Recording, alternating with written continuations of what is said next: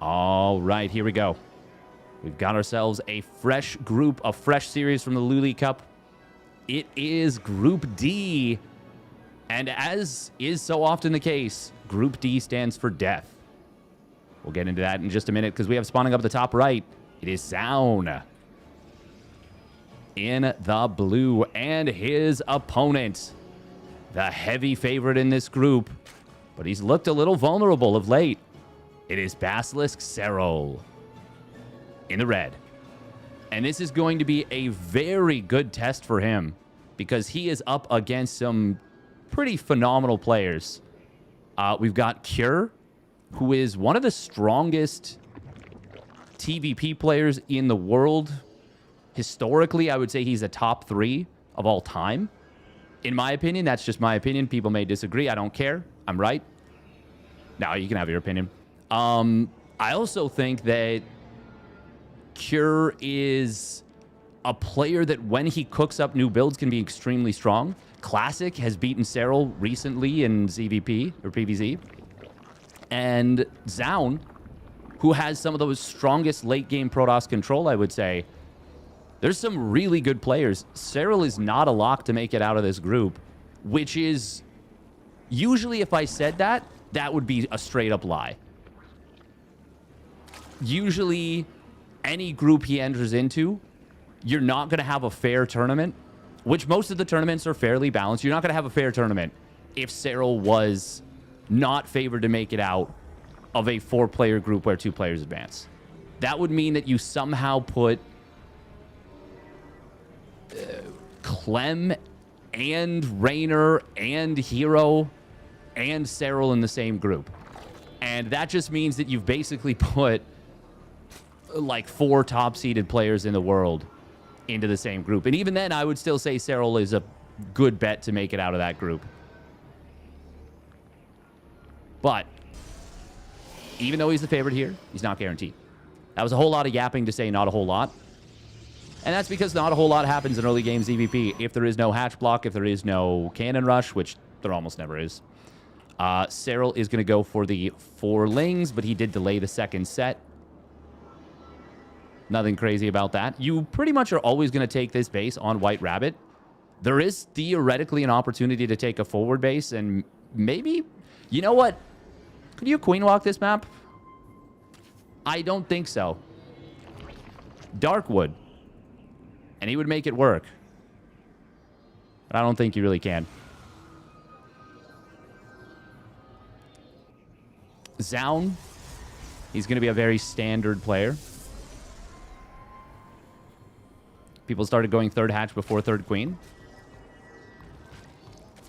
Or 3rd queen before 3rd hatch. I was like 3rd hatch before 3rd queen. This is maybe just to delay spores. Yeah, this is a very fast queen. You're right. Huh. Yeah, no, you're right. That is a deviation. Good call on that one, Nidix.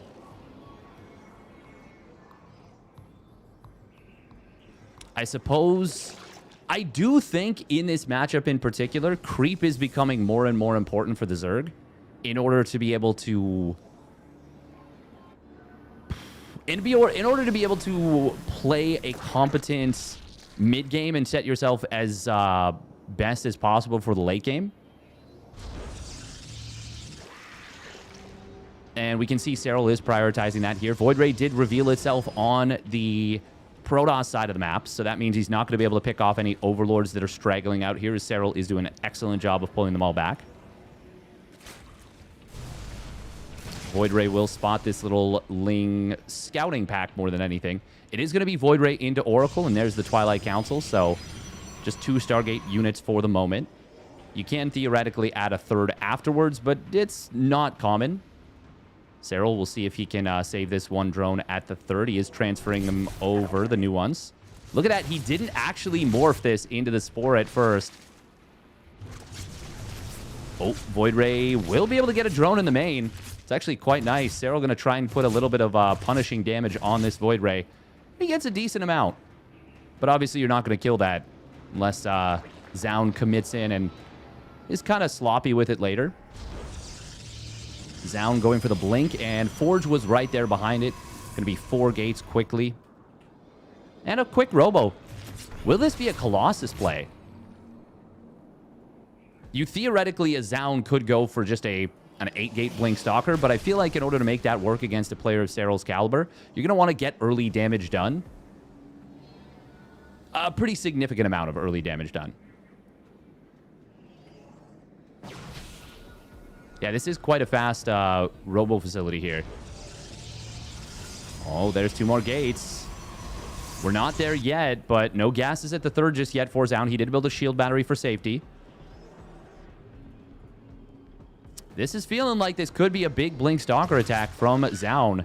Serral did get the safety Roach Warren. Doesn't want to die to any Resonating Glaive pushes. No Oracle energy used to go after Creep Tumors here. Okay, never mind. There's the second Robo and the Robo Bay. It is indeed going to be Colossus. Hydralisk Den starts up for Serral. No Roach speed just yet. If he gets a Scout on this double Robo, he may elect to go for a Spire or potentially just a very, very fast Hive. We are going to see a jump on top of these units.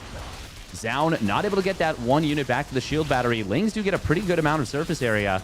Shield Battery will run out of juice. And the Void Ray and Oracle are very out of position. There's the energy recharge. Void Ray trying to get a cancel on this 4th. I'm going to select a hatchery. Oh, looks like he disengages anyways. But his 3 queens show up. That's enough. Good job for Serral. Saves the base. It's an even trade. Slightly in favor of Serral, killing gas units, including one of those valuable Blink Stalkers before Blink's done. Serral doesn't yet know that it is that double Robo play. Oh. He's going to see 2 additional gates start up. This could just be a 3-base all-in. And if Serral doesn't get... Oh, man, if he doesn't get either a Hive for Vipers or maybe Roach Ravager Ling Bane can work as well. But you need a lot of army, and you need to definitely recognize what's going on. We're going to see +1 armor. That is actually... That doesn't make any sense to me at all. I got to be honest here. Because you're going to be doing so much damage with your army. And particularly Colossus have a huge power spike against Zerg, where once they get +2 weapons, they now one-shot Lings in a sweep. There is the Infestation Spit starting up for Serral, but it is not fast here. Zoun is going to take a 4th base. That makes this armor make a little bit more sense, but it's going to get canceled immediately. Good job from Serral. Only cost him, yeah, I mean, that's a lot of Zerglings, I guess. Wait, how is it saying 725? I think that's the battle report being confused. Ooh, 6 Dropper Lords coming in. Serral does already have Overlord speed. He is going to get schmoovin with this. Zoun has a pretty ideal setup against what Serral's doing. If Zoun were to attack right now with the first 3 Colossus, this would be very scary for Serral. He is counterattacking himself. Serral getting close towards the +1 missile and the +1 melee. It's not that armor is bad. It's actually very good against +1 melee in particular. It's that +2 attack is so much stronger. Now, the thing about armor is it finishes faster. And that's going to time out... Well, actually, I mean, he needs to add... Needs a little bit more time before he actually fights. Stasis Trap on the back. Gets a small setup. This is a big surround from Serral. Forcefield's not coming through just yet. Colossus putting themselves in a corner. The Lings are tanking the Colossus shots very well, and that's allowing the Hydra DPS to go to work. What an engagement from Serral, but is it going to be enough? Prism is going to get taken out with Colossus inside. Cancels the warp in. What a fight from Serral. And Zoun with a hard counter on Serral's composition. Gets absolutely cleaned up by the 360 no-scope from Yuna Sutala. Holy guacamole, what a fight. And it goes back to the Colossus not having +2 weapons. If they have +2 weapons, that is not a possible engagement for Serral. He can't. He can't do that. The Lings get melted. And the Hydras absolutely get destroyed before they have the chance to DPS down everything. But Zoun goes with Well, one decision that is a misstep. And yeah, you could argue, sure, he should have, or he would have hit later then. And maybe Serral has time for Vipers. Doesn't matter.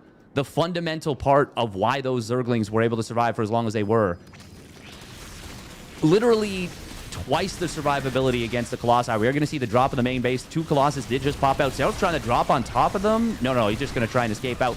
But it is a distraction for the main Ling Hydra force. Adrenal glands in production. Serral. Oh, this is vintage. This is vintage Serral right here. Getting 12 probes. We will see Zoun saving the base and actually gets a good number of kills on the Lings. But Serral has all the momentum in this game. He's got 2 Vipers that just finished up. Would love to see him start up Hydra Lunge, just because he is trying to play a very hyper-mobile style. Oh, I love this. He actually is going to reload the Overlords with a bunch of Lings. +2 melee, +2 missile, and Adrenal Glands so close to completing, but they're not done yet. It's another 20 seconds on Adrenal. And another 30 seconds on the attack upgrades. But here comes the drop once again. This is not enough Zealot Warpins. On the other side of the map, though, is there enough for Zoun to break through? He needs to win the game pretty much with this army. And the army supplies are actually very close. He gets the kill on the Vipers, but there is lurkers behind this. The Colossus actually do outrange them for the moment. Oh, but there's no detection. Oh, there's no detection. That's a big problem for Zoun. Meanwhile, in the main base, most of his production has actually already been switched off or killed. There are the attack upgrades finishing up for Serral. He's going to get in on top of one of these Colossi. The Hydras get roasted. You can see how powerful the Colossi are when they get to shoot the Hydras. And even now, this is actually going very well for Zoun. He just obviously doesn't have any reinforcements, any ability to continue to push. And Serral is carving him out from the back. GG, game 1 goes in the favor of Serral. But, damn, that was kind of crazy. That was actually one upgrade from being a completely different game. Because Serral, I think Serral got bamboozled in that game number 1. Carving him out from the back. Interesting choice of words. Legitimately, Blink Stalker Sentry Colossus versus Hydra Ling. No Banes, just Hydra Ling. Winning a fight when you are the Hydra Ling player, that is like legitimately 1 in 1,000. Like, that should never happen the way that it did. But Serral got the perfect engagement. Thank you for the follow, Infernus. Pliggity plop. Welcome, Peon Poo. Don't forget the queens. Which part? The transfuses or... in the big fight? Maybe I missed it. Were they tanking a lot? Maybe they tanked a lot of shots. The other thing is too, like when your opponent gets such a huge surround on you, you can forget to do stuff like target firing Hydras, like dropping force fields. Like that was the perfect surround out of Serral. 3 army groups. Yeah, just absolutely crazy. Bananas. Zoun cannot be happy with how that went, because you look at that, and if he is just even, I would say, a little bit careful with his army, and just doesn't get, even just sees one of those angles happening, I don't think there's even a remote possibility that Serral gets as good of a fight as he does. That is correct. You did write bamboozled right there, Sinsoro. Yeah, Serral is pretty good. That's a really cool game out of Serral too, because that's like a very much like boom kind of game. Like that's a Serral smash if ever I've seen one. All right, we're just 30 seconds of ads and we'll get into it.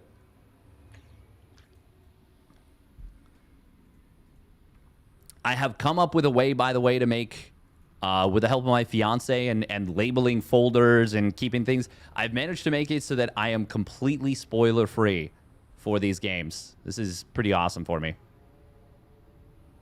Before, it was hard to know. It was hard to prevent knowing what was going to happen in a game because of the nature of how replay folders work. It's just a little bit, you know, annoying. But you can do it in a way that it doesn't get revealed. All right, let's get into it. Here we go. Game number 2. Spawning down in the bottom right. It is Zoun. With a composition that I really thought was just going to kill his opponent. And his opponent spawning up the top left. It is Basilisk Serral. In the red. With legitimately one of the sickest engagements I've ever seen. In the form of being legitimately hard countered. I actually struggle to put into words how impressive it was that Serral won that fight. And not just won it, but kind of destroyed it.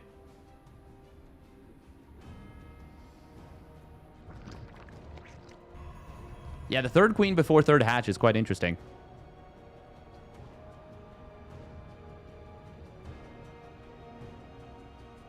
Exactly, Xanthar. Yeah, you duplicate replay files, and you got to put them in different folders, individual folder for each game. Okay, okay. It would be cool to be able to make a what do you call it?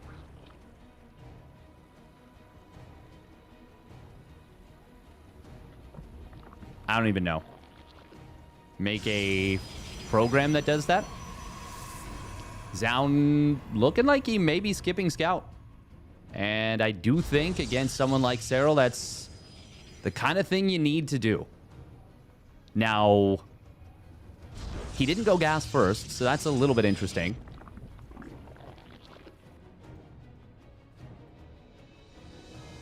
Yeah, going back to the third queen before third hatch, in ZVT, you don't want to do that because then the Reaper will block your third hatch.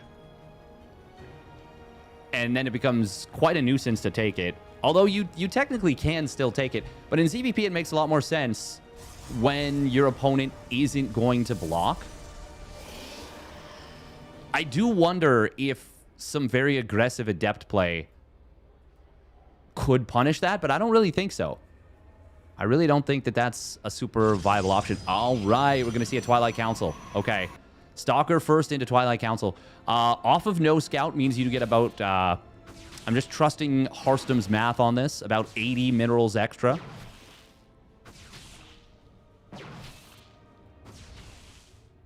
Serral, of course, going to be able to save this Overlord. He had it positioned very well. There's that third queen coming in. And then the third hatch drops. Do you float larva with this? I guess you do. And then it's Overlord, then drone. You are floating actually a little bit of larva here with this. But this is really nice from Serral because he gets to... Oh, wow. Actually, look at this. He is scouting everywhere, anticipating a proxy and doing a really good job with how he positioned the lane. Very easy to, like, miss corners, but it feels like he kind of fills out the entire map with this. Yeah, no, any tech structure, if it was a proxy Stargate, he would find this. Really nice. But he also got to skip his second set of lings because he saw the Stalker. Nice stuff. Okay, Zoun is going to be going for... This is pretty neat because this is a non-Korean player, Korean by nationality, sure, but non-Korean player influencing the top level. Oh, Serral's going to build a lot of lings here. This is... Huh.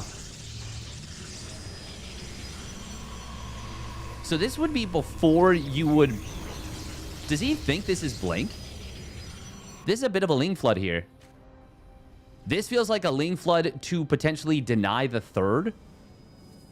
Okay, of course I'm talking about Trigger, by the way, in case you're wondering. Trigger played 6-gate Blink Stalker all in off 2 bases versus Raynor at Home Story Cup, and he 2-0'd him initially with it.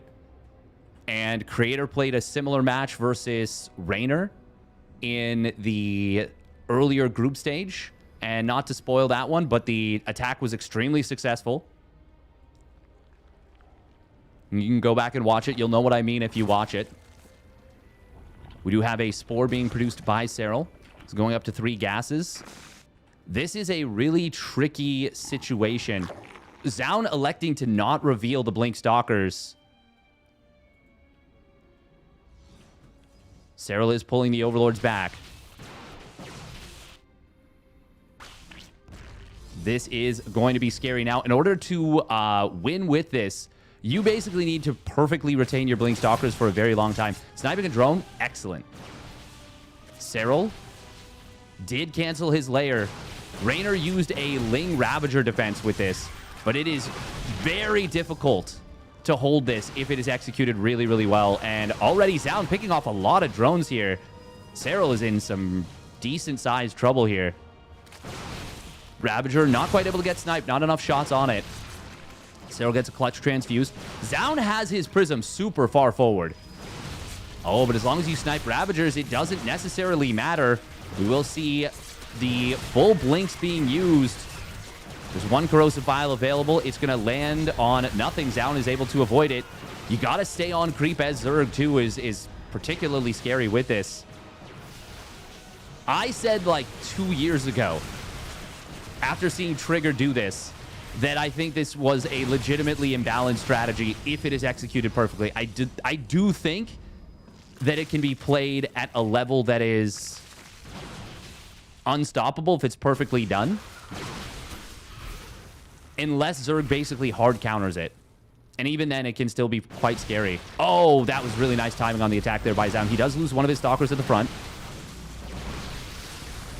He's keeping these alive very well. This is looking really tough for Serral. And yeah, he's just going to tap out. Yeah, this was well done by Zoun. And he goes and evens the series at 1 apiece. No 3rd by 330 from Toss given the read to build Lings. No, actually. I don't think that's correct. Because it doesn't have to be at 330. It could be at 345, 350.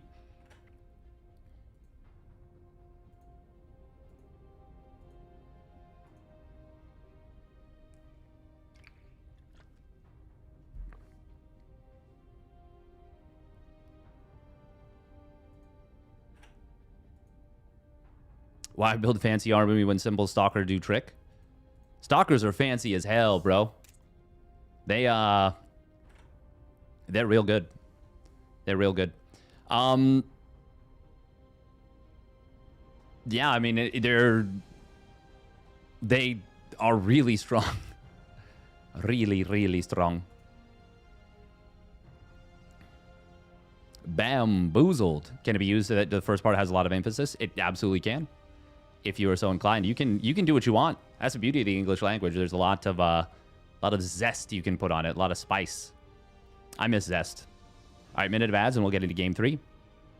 But yeah, no, I've been saying for a long time that I think 2-base Blink Stalker all in 6 gates is so strong. Not gonna say that it's the easiest thing to execute, because you do have to have very good Blink Stalker micro. But I genuinely do feel that if the Zerg doesn't know you're doing it, basically for a fact, and either A, flood it super, super early and kill it, or B, drone up like quite high. I mean, I do think if you play, let's say, what's a good amount? Let's say like 48 drones, add a macro hatch, and rush +1 melee. Like legitimately rush +1 melee. Because again, like Zoun right there, you theoretically against that could go melee before speed. And when I'm saying hard counter, I do mean like you know for a fact your opponent is going for that. In that case, I think you can quite easily hold it because I think you can get enough Zerglings out, do enough DPS to the army that it doesn't matter that your opponents can blink back. Before they can blink back and kill enough Zerglings, you've chewed through enough of them. Basically, like in the snowball tipping scale, you can put your hand on the scale hard enough to make sure that they can't maintain the ability to blink back. You can just overwhelm. Was that the Blink Oracle build? No. That's just it's just straight up Blink. Two base, Blink Stalker all in, 3 gases, 41 probes, 6 gates. It's very strong. I mean, Blink Oracle is quite strong too, though. But yeah, this is a different beast. This is no Oracle, and that's why Zerglings can actually be very, very strong against it. I do wonder what would happen if, as the Zerg, you went for basically a 3 Ravager rush and Lings and cut it maybe like basically the Dark Defense for dealing with Glaive Adepts. But you played it against this, yeah.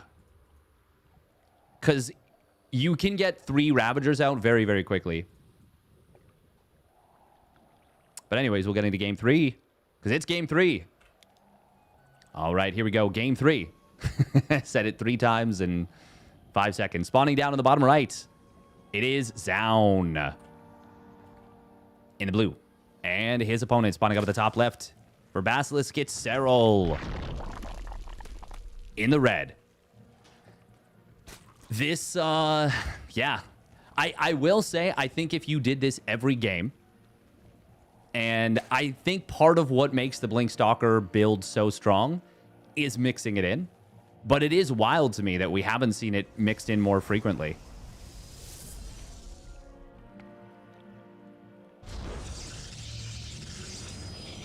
Yeah, I do feel like that is the case as well, TBD forever. I feel like anyone could make it out of this group. And anyone could be eliminated.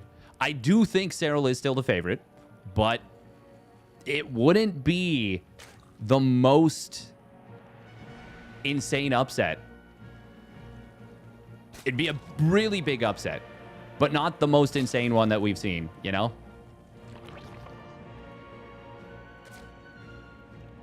Now, what is Zoun going to do here in game number 3? 10,000 feet, a very short rush distance map, but also a very good map for Tempest play. Zoun doing a good job here with this early probe. Oh, just such a nuisance when your opponent is just constant, you know, spam clicking, canceling, using the rapid fire in some cases. You can cancel it out with your own rapid fire. Rapid fire command for mine. Can be quite effective, actually, to do so.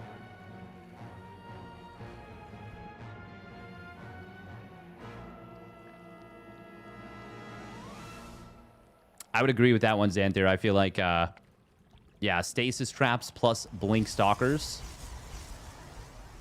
is very difficult for Zerg to deal with. Very, very difficult. You have to be super on point at dealing with that. 2:15 on the Stargate timing. That's pretty fast. Nice and quick.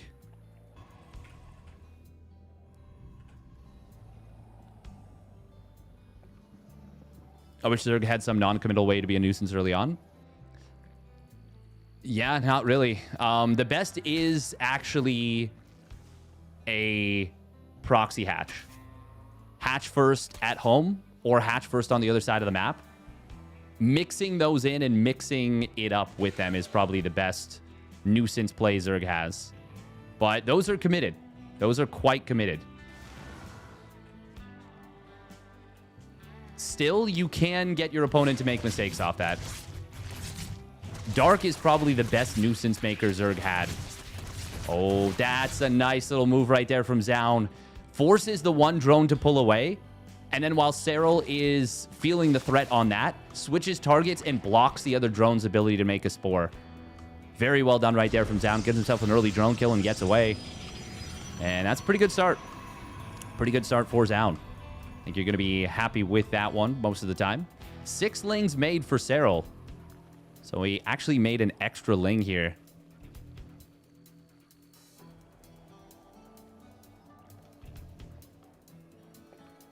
Yeah, I suppose that the third queen enables a lot of things, which is particularly not having to build an extra spore right away.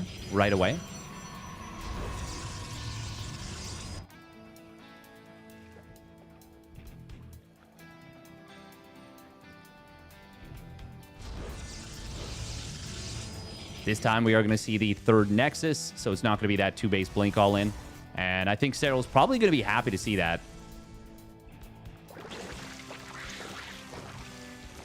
It does mean that, obviously, you may have to face a late-game Protoss, but it also means that someone like Serral, who is so fast, so mechanically strong, so good at making the right calls, scouting his opponent. Oh, as I say that, this Overlord, for some reason, didn't want to move on its own volition into a safety position. That's so strange. But someone like Serral, who I feel like he would rather have the game go longer to let more decisions impact it. Oracles do find a really nice opening. Getting 3 drones right here. Utilizing the fact that when a drone is rallied to this mineral patch, it, instead of going to this spot, which is safer, it starts here. Never thought about that, but as you get further into the mid-game... Oh, nice snipe on a creep tumor. It makes sense to rally to one of these mineral patches or something, just so that it bypasses this little unsafe area. Huh.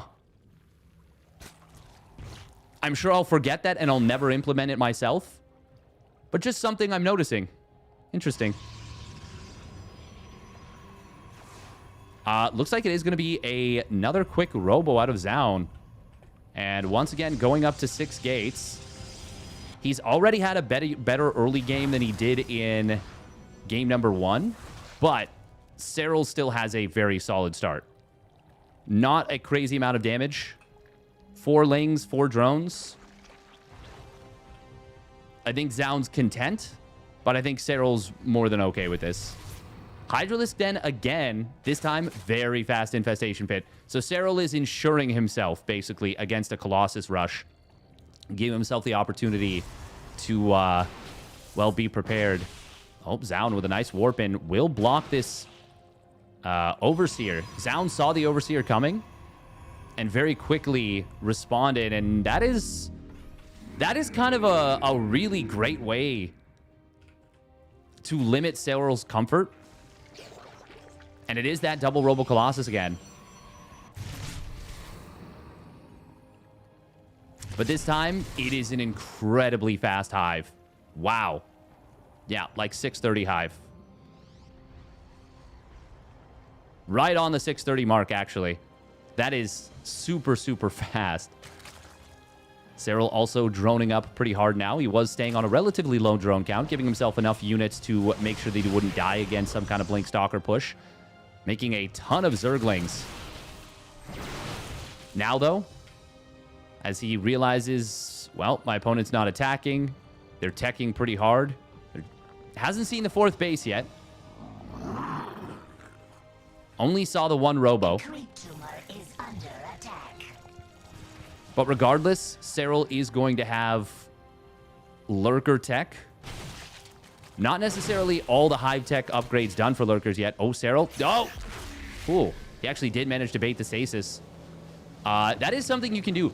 A Ling can technically dart in and out of a stasis trap if you perfectly space it. Now, Serral still gets a couple Lings trapped, but that's far better than, 20 or 30. Hydra speed starts up, +1 missile on the way. Zoun already heading towards that late game. And I've said this at the kind of outset of the broadcast. Zoun is a player that is not afraid to go late game. And in fact, he embraces it. And even against Serral, is like, yep, no, I'm confident. We're chilling. Serral's creep got kind of lightly pushed back, so it's not super far forward yet. 10,000 feet does feel like a very cramped map to me always. Serral, even if he doesn't build another Zergling, as long as he keeps these alive, it would be 100% worthwhile for him to start Adrenal Glands. 80, now 91 Lings, actually. I was going to say 85, but it is a lot of Lings. Adept did spot this Ling run by. Zergling just put on hold position. He finds a couple of kills. Oh, Stasis Trap. Oh, just barely gets missed there. Observer does get taken out in the middle of the map. Now, Storm just started. I didn't even realize he rushed Tempest out before Storm. Oh, that is crazy. Lurkers, I'm today years old when I'm realizing that with range, they hit the mineral line from this side. Comfortably, too. They hit the majority of the mineral line if you spread them out. This is where Fast Tempest is good, but this is where the lack of Templar is not so great. Zoun didn't manage to tag the Revelate the Viper, but he got enough units close by it that Serral didn't want to mess with this. Serral saw something here. Yeah, he saw this with the Overlord. Oh, and the Hydras are moving in. Zoun was able to get out in time, though. Ultralisk Cavern. 6 more Dropper Lords. Double attack upgrades behind this from Serral. Spire. Hydra Lunge. He is getting ready for a very flexible, albeit highly aggressive style as a switch up. Zoun is maxed out. Serral, though, oh, sneaking in on this bottom side. He's about to have Adrenal Glands, by the way. These Lurkers do have their adaptive talents now. Stasis Trap connects on one of them, but this is a strong position for Serral. Drop of the main base could be quite scary. Zoun is actually pulling back very far. He doesn't have his +2 weapons yet. Oh, that's a nice feedback. Probes are starting to fall. There's the Ling drop going to come into the main base. Adrenal Glands just completed. That was kind of a perfect timing for Serral. And Zoun is going to try and break this. Linking to the left side to avoid the Lurkers. There's a lot of damage happening in the main base. Serral might just kill the Nexus. Yes, he does. It's going to cost him a lot. And in the main base, the Zealot Warp-In does clean this up. Serral manages to pick up a couple of units, though, and get out with them. Zoun killed a lot there. But Serral, he found a little bit of damage. Killing the 4th is really nice. Didn't get a crazy number of probes, though. Didn't kill any high-value units, unfortunately. Did lose 10 Lurkers. I actually think both players are okay with this, as weird as it is. Serral doesn't get the knockout punch, but he trades. Zoun survives, but he loses his 4th. So they both have reasons to be happy and unhappy there. Oh, now Serral's got a lot of reason to be happy here with this Overseer in the main. And +2 weapons has completed, but Serral's going to get into the main with a ton of Lings and this Dropper Lord. And with Adrenal Glands and the Hydras here, just a couple Hydras, that adds a lot of DPS. Zoun going to have to bring a large amount of army back to deal with this. He was trying to rely on static defenses that didn't quite finish yet. Lurkers on the bottom side, meanwhile, will get deflected. It's actually looking very good for Zoun now after that little deflection.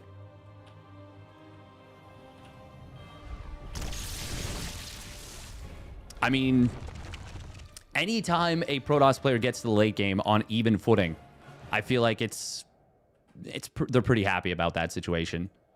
Serral, though, he is a completely different beast. But it feels like Zoun is so good at always having the right amount of units. The most middle-of-the-road, well-balanced late-game comp. Ultralisks could be quite scary here, especially with Microbial Shroud, which is going to finish in a moment. Serral just getting up to 100 energy on all these Infestors. He is hiding these. Counterattack coming in. Microbial Shroud, Fungal Growth could be big here. That is going to be really good against a nice lockdown on the Fungal, but the first one does expire. Second one, though, connects again, and that is a really good jump on this army. Serral counterattacking on the other side and picked the perfect moment to reveal those Ultralisks. Oh, baby. He kept these hidden brilliantly, and Zoun's entire ground army gets obliterated by the surprise Space Cows. And for a moment, Serral was ahead in resources lost. Zoun will find a lot of value during all this for the, well, a little bit of value for the counterattack. But as the Corruptors pop out, Serral is now switching to, I'm going to deal with the Tempest. Oh, Zoun! He was like 2 shots away from killing that hatchery in the middle. And he pulled back. The recall is the right call, but it's a massive mistake to recall just before you get the kill there. And I think with Serral managing to keep that base alive, well, that sounds gonna chill in this game. Would love to see Serral drop a Contaminate here on this +3 attack at such a high value target. Serral does have 1-1 for the air, which does, well, it's a little bit better. Oh, look at that. There we go. Oh, and he's going to come in with the Dropper Lords once again. Zoun does have some free supply to warp in Zealots, and he's got that shield battery from earlier. Is there a mothership out? Not yet. Not sure why, actually. That is a really important part of the Protoss arsenal. Cannon does get taken out. This will get dealt with. This is a really nice play from Serral, but unfortunately, it's like you can just park your army as Zoun right here and be so close to every base and still quite close to the main base just to come back and protect that. If Zoun doesn't take a 5th base very soon, he is going to run out of cash. Main base is already starting to drop to, well, very low amounts. Natural has gotten down to half. 3rd base is down to half minerals. And even the 4th base is pretty close to being half mined out. Not there yet. Meanwhile, Serral is getting stronger on the other side of the map. He's on 6 bases. Hasn't taken either contested base yet. This game is not out of reach for Zoun yet by any means. Not by any means. As long as you've got a big army as the Protoss, and it's a highly techy army, which it is, it's a good situation. 2-2 on the air here for Serral, I should say, starting up, nearly done. The creep spread for Serral has been kept back pretty far. He has added 10 Broodlords. Neural Parasite also being added in. The ability to steal some of your opponent's units is super, super valuable here. Oh, Ultra's on the right side.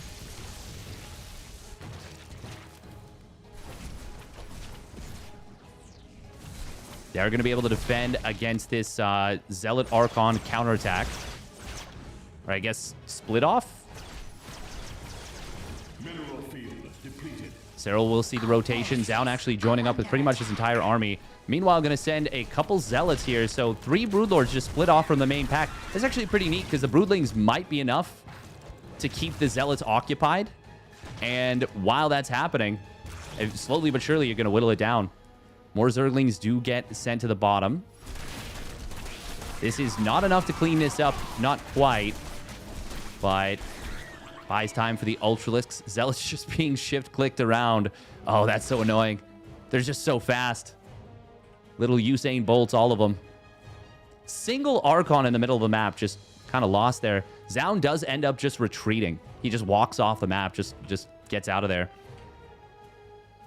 If this goes split map, which is a very real possibility, I mean, it's so hard to deny the 6-base setup of the Protoss. If that happens, it comes down to cost efficiency. And so far, Zoun is a little bit ahead in that regard.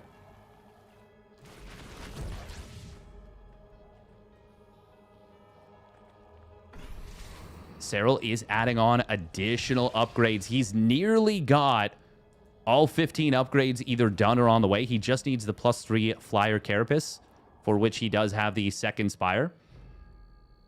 Zoun, because he took a lot of damage early,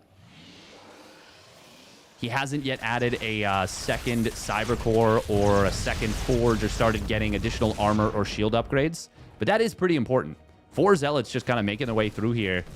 And they're actually going to find a fair number of drones. Would love to see... Oh, nice burrow, actually. Very nice burrow. Would love to see Serral try and prioritize mining as much from the middle bases whenever he can as possible. Let's take a look at the gases lost, by the way. 600, just shy of 600 difference in favor of Zoun. There is that sixth base under production. And there is the second Cyber Core. The unfortunate thing for Zoun is that he basically starts this, and it's only going to give him about a minute difference on the air armor. Yeah, almost exactly a minute difference on the air armor, which is nice, but the second Forge would actually be more valuable here, I would argue. Oh, there's the mothership for Zoun. Corruptor does get taken out trying to approach. Gets an Observer. He got an Oracle too, though, so that's a decent little find. That ends up being a small little favorable trade for Serral, since it is, once again, gas instead of minerals. Now, as the more bases get taken for Zoun, there's also more points of vulnerability. And it very much is a chess match here. And a, does my opponent see my move? And do I see my opponent's move? Now that the +3 ground carapace is completing for Serral, by the way, no more Zealot two-shotting Lings. And in fact, the Lings are now far superior to the Zealots. 1, because they've got Adrenal Glands. 2, because there's no additional shield or armor upgrades beyond the +1. +2 shields is about to complete. Do see an engagement potentially in the middle of the map. Oh, that's a good feedback there on that.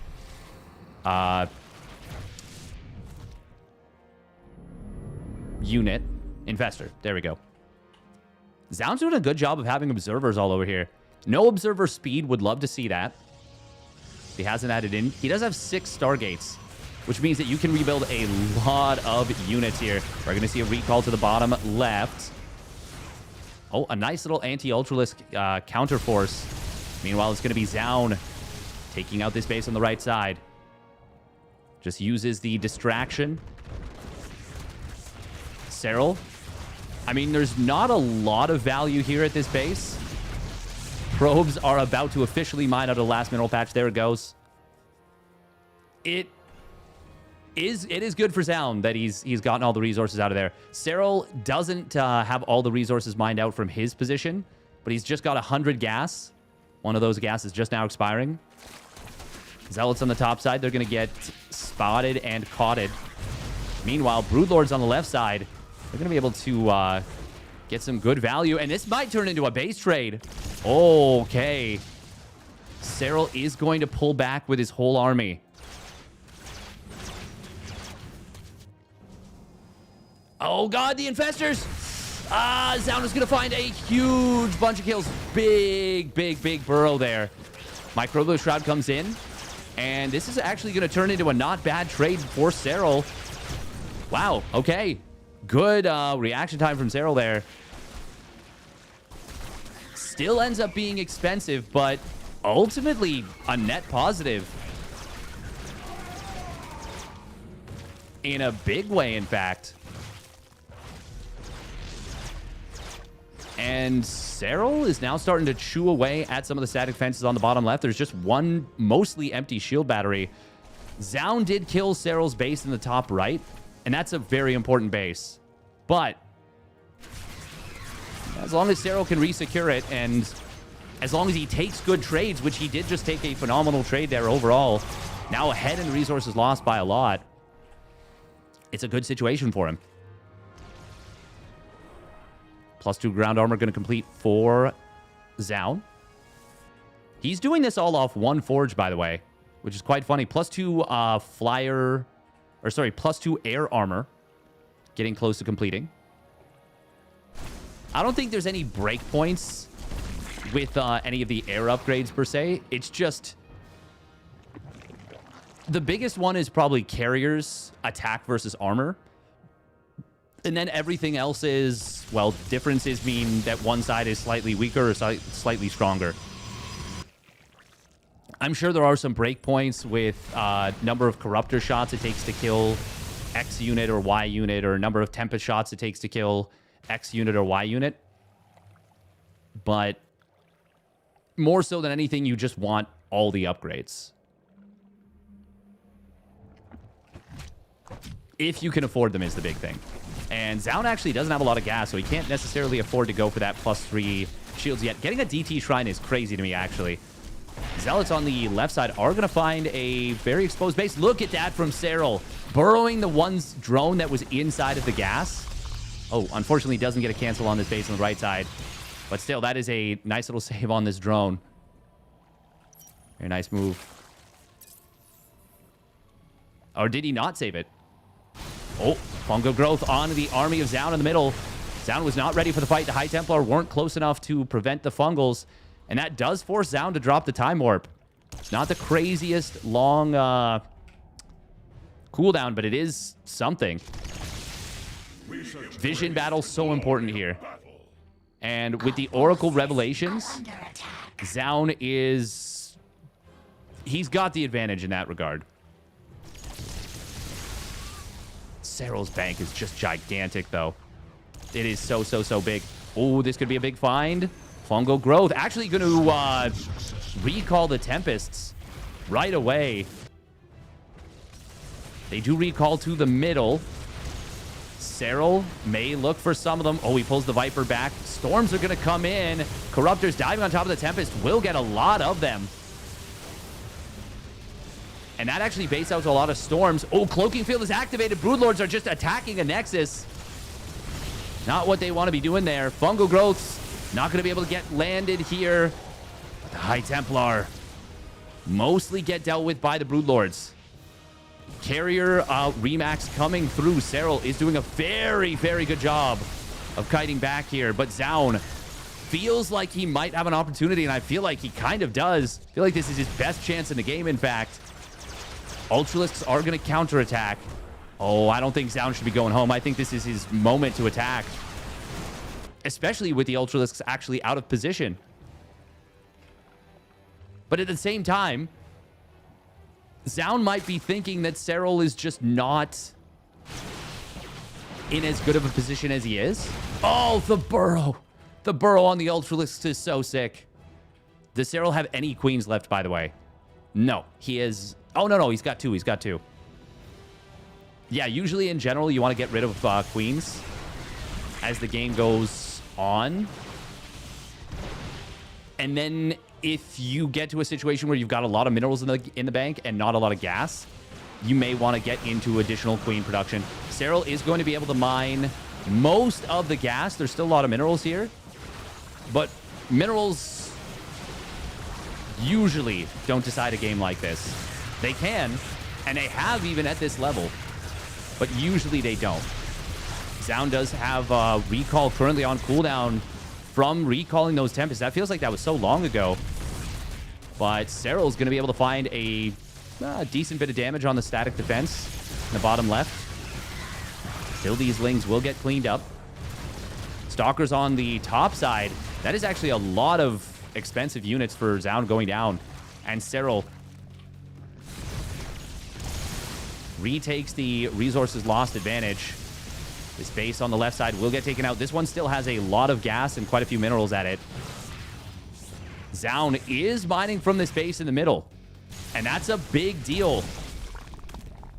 Even if he ends up cost inefficient, if he gets both of these bases to be able to mine in the middle, he can 100% still win this game. It can't be crazy cost inefficient, but a little.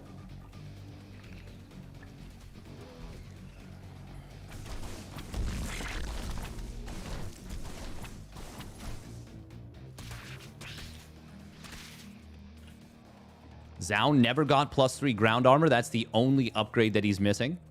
And it's not the biggest of deals to be missing. I think when you're on 0 ground armor, it's really bad. But when it's +2, I think it's okay. Where is the main army of Zoun? It's moving through the middle, but Serral might be able to get the kill on this Nexus and still get away, and there it is. And he's going to get the one on the bottom left as well. Recall was just used. Oh, he recalled out the Stalkers. Okay. Serral's going to kill a lot of static defenses here. He has killed so many cannons. 33 cannons. 8 batteries and 5 Nexi. Meanwhile, 12 spines, 8 spores, and 10 hatcheries. And 10 extractors for that matter. I wasn't looking even at the actual resources lost, but look at that. It went from 400 in favor of Zoun to now 2,500 in favor of Serral. This base, similar to this one, neither player now cares about it. That is potentially a point of vulnerability. Speed Observer not quite able to escape those Corruptors, but very close. Both players kind of licking their wounds. They're not minding a lot right now. And this really will come down to a full-on war of attrition, as is obviously going to be the case. Serral, there's literally 10 gas here. Zoun hunting down the drones that burrowed. Cute little move. He's... Oh, Infestors. Fungal Growth does come in. He could Neural Parasite that, but he's not going to. Instead, he fungals it and just kills it there.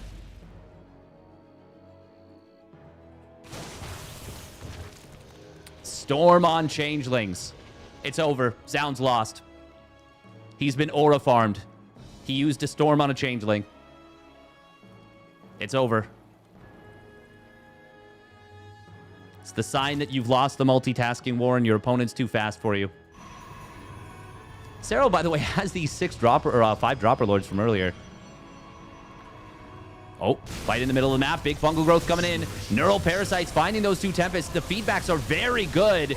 Another Neural Parasite coming in on top of this. Serral's going to dive in on top of the army. The Time Warp is good. There's no Parasitic Bomb, but the Broodlords are shredding through this. There's still a lot of Corruptors. It is a highly chaotic fight, but Serral got the jump, and with that, I think he has gotten the game. We're going to rewatch this engagement for sure. But that was an amazing fight for Serral. Managed to neural 2 of his opponent's Tempests to start things off. Oh, man. It looked like it was going to be a war of attrition. And very quickly, it just ended. All at once. He did get a Parasitic Bomb off. Okay. Yeah, we're going to have to... We're going to rewatch that fight. That should be the game. That should be Serral winning this one. Zoun's bank is gone, and he cannot remax, and it's not even close. And Serral... Oh, yeah, he's 100% won the game from this position. There's no way. Blink Stalker's going to try and counterattack, but... I mean, this is just... This is optimism at its finest. Even there, Zoun, a big mistake. Doesn't recall all the Stalkers. I mean, it's not even that big of a mistake. 4 Stalkers is a lot relative to what he'll be able to build for the rest of the game, because he won't be able to build much of anything. Observer, unfortunately, dying to a Spore, but it is going to be a denial on the base on the left. Base on the right will get taken down by Serral. Both players are mining, well, just pitiful amounts of resources. But Serral's standing army is orders of magnitude more powerful. And he has a bank able to... If Serral had 0 supply right now, but the larva and all of the tech that he has, he would still be able to win this game with just the bank alone. It might be a little bit scary. And there's a chance Zoun could win from that position. Oh, Infestors. Oh, no. Serral does... Ugh. That is very unfortunate. That's such an unfortunate kind of follow-up to what was such an amazing game from Serral. Zoun might think he has hope now. But, yeah, no, there's just no shot. There's just no shot. Serral is still he's still in a game 1 position. Like, the game is won. Fungal Growth coming in on these on these Blink Stalkers. He can chain it. He can catch them. And the Ultralisk giving its famous hugs. GG is called. Well done, well done, well done by Serral. I want to rewatch that fight in the middle because I feel like I missed the very initial kind of volleys of it.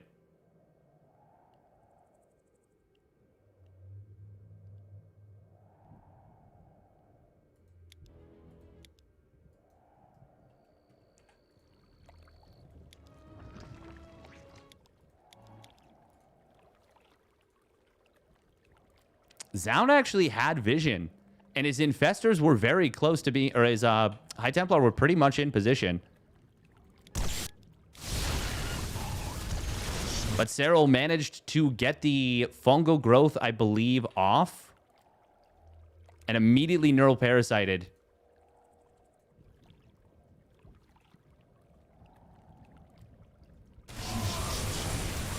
Viper gets pulled back, drops the Fungal. Drops the Parasitic Bomb. Broodlords are perfectly well spread. And so much of the army of Zoun isn't doing what it needs to be doing. The Archons need to be protecting the... need to basically be protecting against the jump on top of this. And the funny thing is they start doing so. But they don't finish doing so.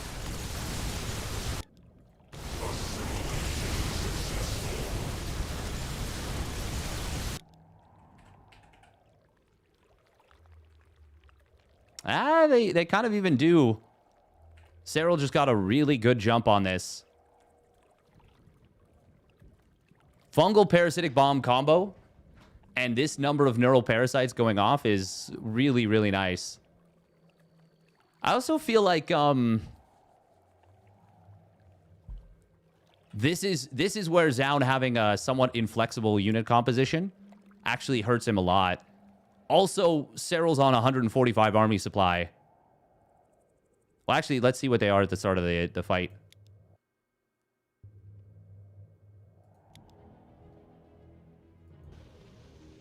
Yeah, 168 to 153.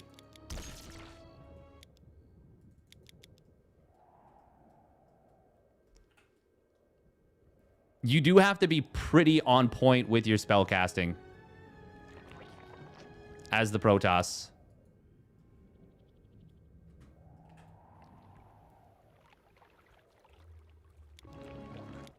I honestly just feel like no Oracle for Revelation is the biggest mistake. Because he didn't know that this was the whole army, it looks like.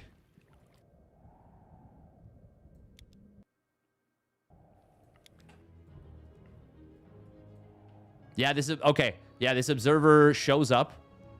I don't think he knows that the whole army of Serral is here. He sees the Broodlords, thinks he can get a jump. And instead... Oh, yeah, they just moved a little bit too far forward. The Broodlords blast the High Templar. And there's one High Templar left. Not here with the army. So literally not a single storm is dropped in the entire fight, and that is it. That's the whole thing. Not a single storm is able to get casted. So Zoun, I mean, you need the Oracle. You need the Oracle. So this all was enabled by killing the Oracle initially, and then all the High Templar get deleted at the start of the fight. First, I think my brain was thinking like, okay, I saw a bunch of feedbacks go off. There must have been High Templar. But that is only...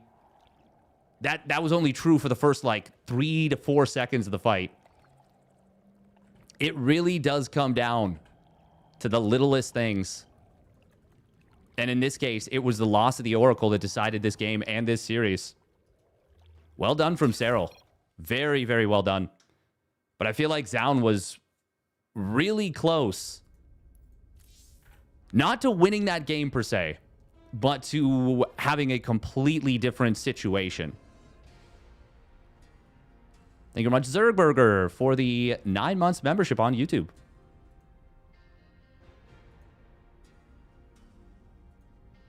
I think Zoun had to kill the neural infestors with the remaining Tempest. Also, parts of his ground army are on the right.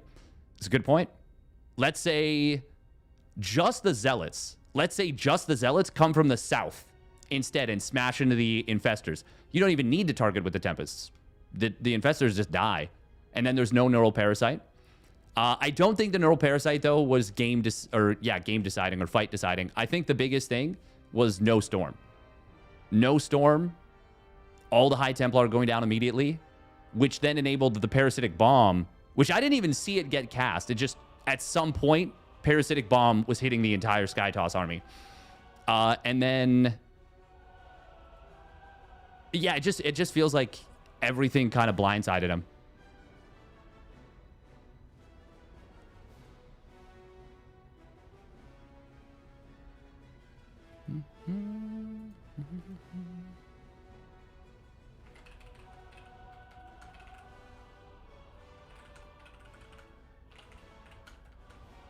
All right, with that, Serral takes the first series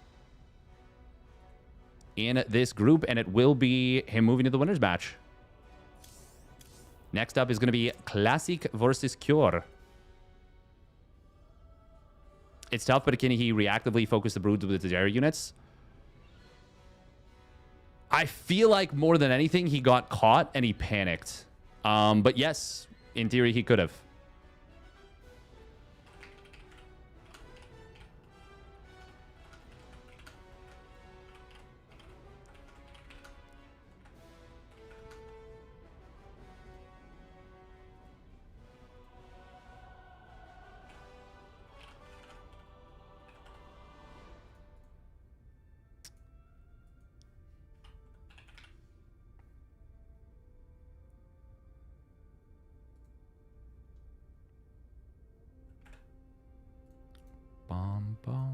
What match are we currently at? We just finished the first one, so we're going to get into the second one in a moment.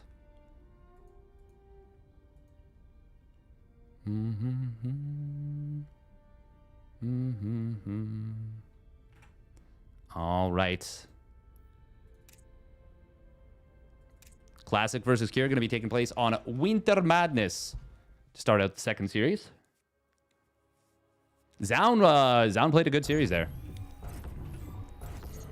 But, I mean, it's Serral, right? He just, it's not good enough to be good. You have to be outstanding.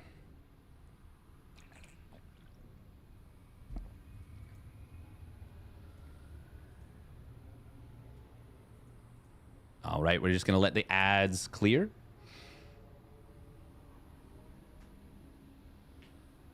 Oh.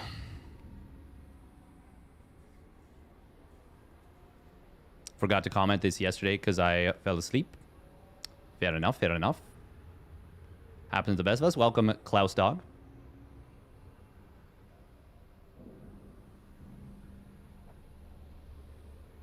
Infestors under the cloud of overseers. It is like, oh man, it is really, really tough to prevent. It is really tough to prevent, to move all the pieces, all the cogs in the machine the way that Serral does. Like, that really just was a reminder of who he is, you know, in that first series. I think Biana is the best EMP. He was showing some outstanding EMPs yesterday. Absolutely phenomenal.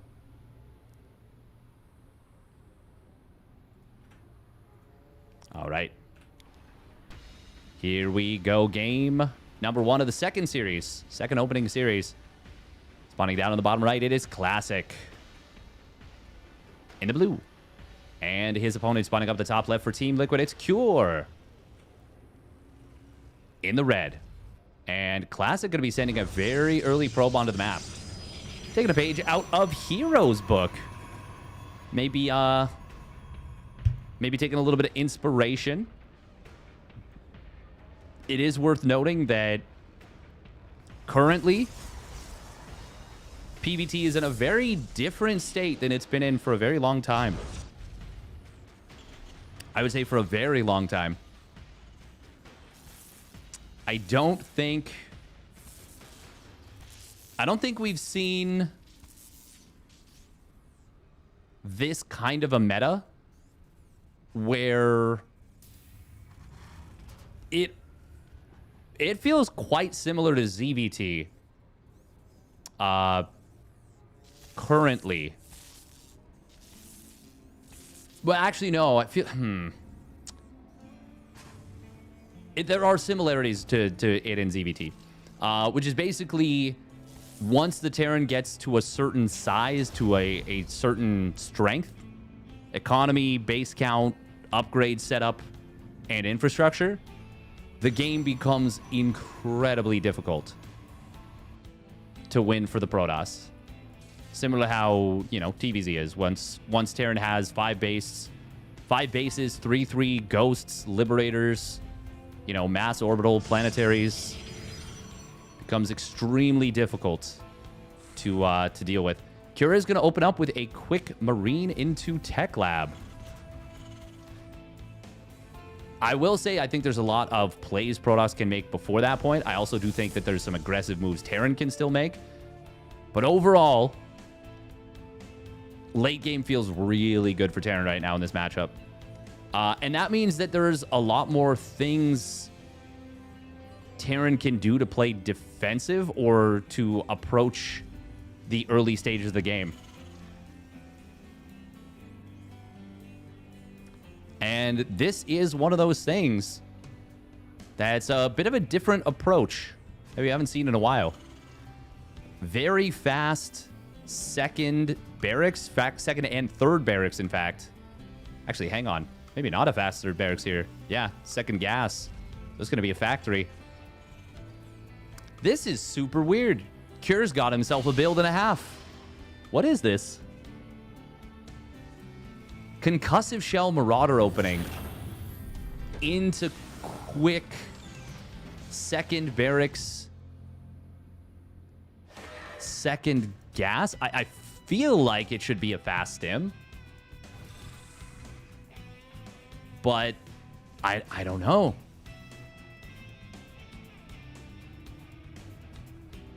Cure has been doing a quick 3 racks the last few days, and when players start using new tools, new toolkits, new builds, and then they make little alterations, it is very difficult to go up against. Okay, there is that stim. There's that third barracks. It is going to be a tech lab behind this. Classic going up to 3 gates. Blink as the robo. I mean, yeah, this is pretty uber normal, I would say. The neat thing about this from Kira is that he still has pretty quick tank production, which is going to leave him relatively safe against some kind of Blink Stalker aggression. If he is so inclined, he can absolutely have 2 tanks in time for any kind of Blink robo aggression. And if he wanted to, he could have the 3rd tank pretty close to finishing as well.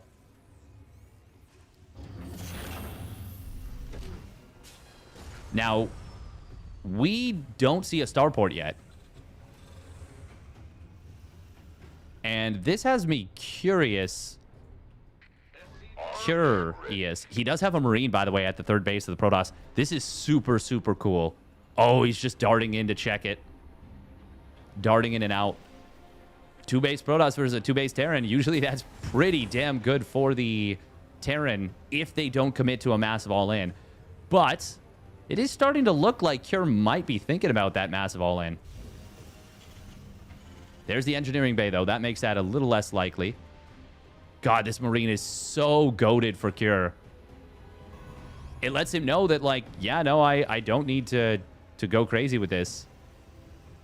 He's just going to be pumping units. There's the starport finally coming down with that most recent 100 gas. Classic is...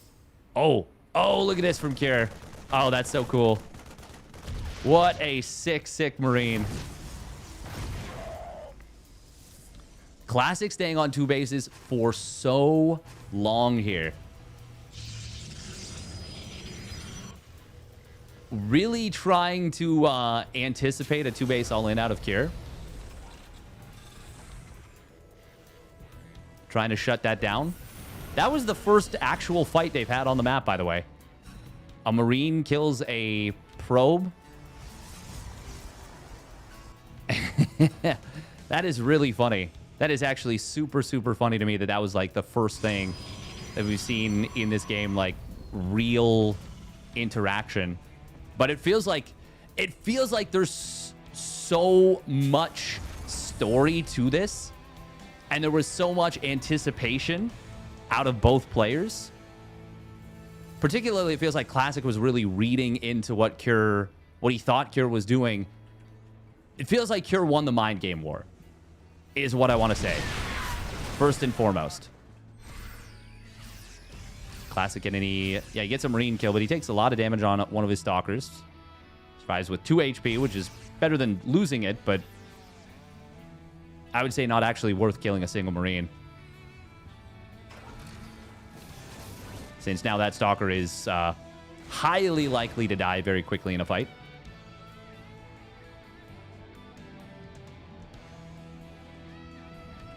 Oh, Classic trying to track the army with the Observer. I think Cure maybe knows about it. Siege Tank trying to get sniped down, but not enough damage. And now the scan comes in. Will kill this. Cure, is this... I mean, with just one single medevac, it feels like you can't really... or medevac with the Marines, it feels like you can't really surround the Stalkers effectively. But... Oh. There's 2 Colossus here. Extended Thermal Lance is about to complete. Cure's got to be careful. Oh, the tanks are not yet sieged. That's a really good jump from Classic. He's going to kill 2 tanks immediately. Third one also getting blasted. Classic gets a really good fight there. Killing those tanks is actually super, super important. Meanwhile, now blinking onto the medevac in the main base. Will cost him at least a couple Stalkers. He doesn't manage to get away.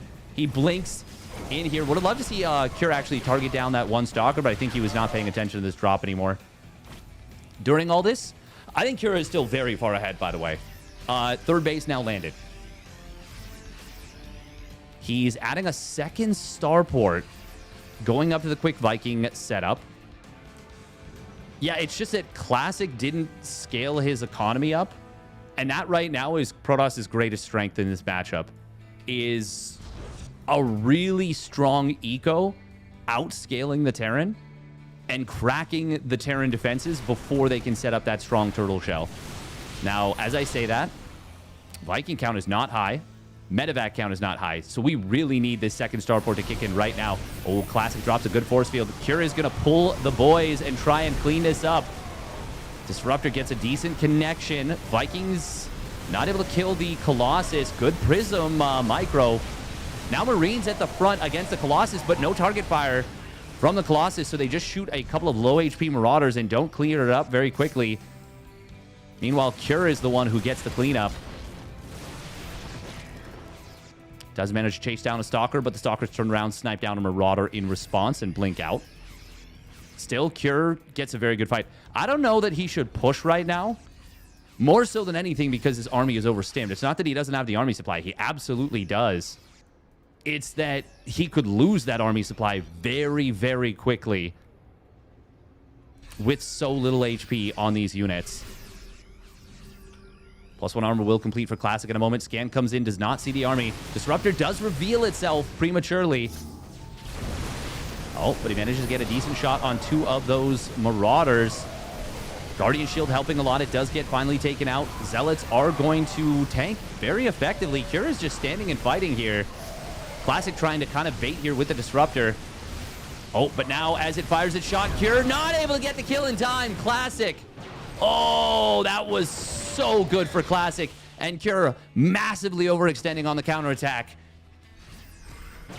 That Disruptor could not have been more clutch for Classic. And now we're going to see a lot of medevacs getting chased down. Classic. Oh, wow. Look at that. Resources lost. I was going to say he is definitely evened up this game now. And that resources lost is dead even. Classic getting a very good fight. Cure didn't need to push right then and there. Maybe a little bit overconfident.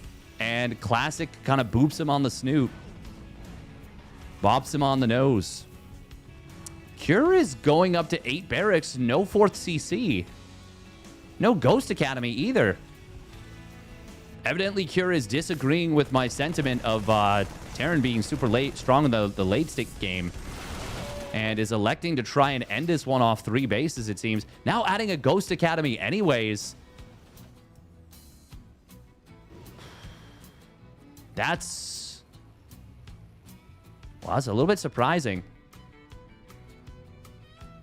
Classic took a 5th Nexus after winning that fight in the middle.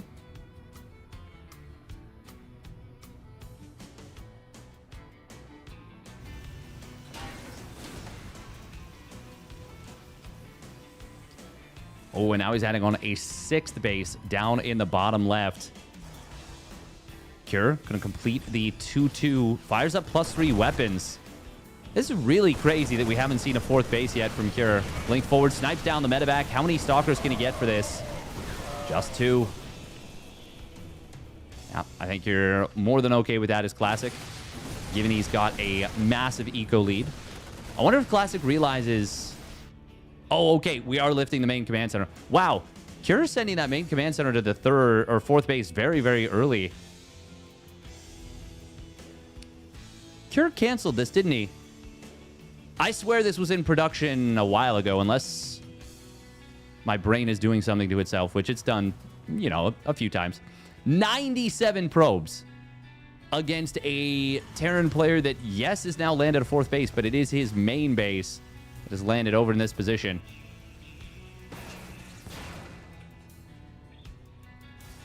Classic's got to be so careful.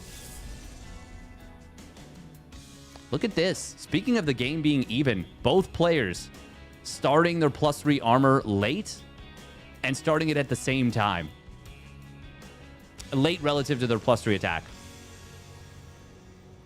Oh, this base is going to get jumped. Cure is wildly out of position here. Disruptor. Oh, monster shot on the SCV. So sick from Classic. Cure going to try and get in here on top of this army. He wants the big monster fight that he needs. He's got a big army supply advantage. Thanks to the fact that Classic... oh no, Classic rallied in the Disruptor. That is a big problem. Another one does get dodged. The other one got sniped down. Colossus are all dead. Cure all of a sudden has a 40 and maybe now 60 army supply advantage. Classic is in a lot of trouble if Cure just shoves. But on the other side of that coin, Cure now kind of has to go. Classic counterattacking with more and more Zealots. But Cure, I think, has enough to clean this up. With the SCVs, with a nice little EMP there. Oh, but a Zealot warp into the main base could make this challenging. Disruptors gonna get jumped on at the other side of the map. 2 of them got taken out. The 3rd one got its shot off. But that is not enough to clean this army up. And these robos are going to be all depowered. And on the other side of the map, Cure has destroyed the army of Classic, the Warpins. More Warpins coming through, but the Prism gets targeted down. Classic not able to successfully force a full base trade. And Cure is going to deny +3 armor while not losing it himself. Classic does still have a lot of bases, a lot of probes, and potential to rebuild. Cure may not have won this game yet, just because there's so much other stuff. Oh, but Classic cannot keep throwing away units on the counterattack.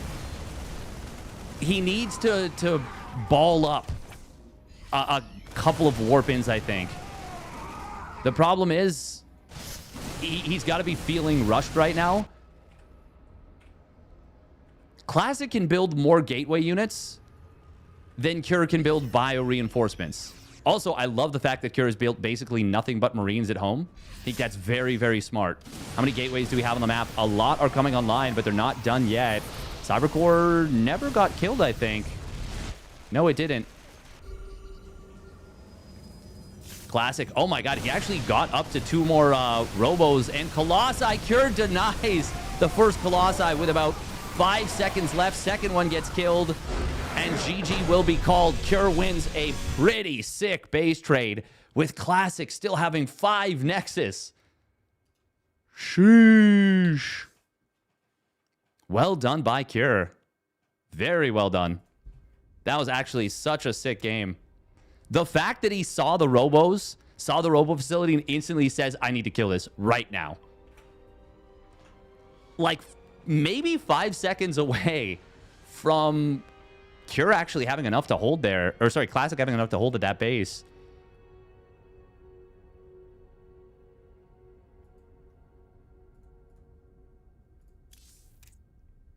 All right, Ruby Rock going to be the map. Gonna run a quick minute of ads on Twitch. Welcome, Kid Columbia. Look at the army supply.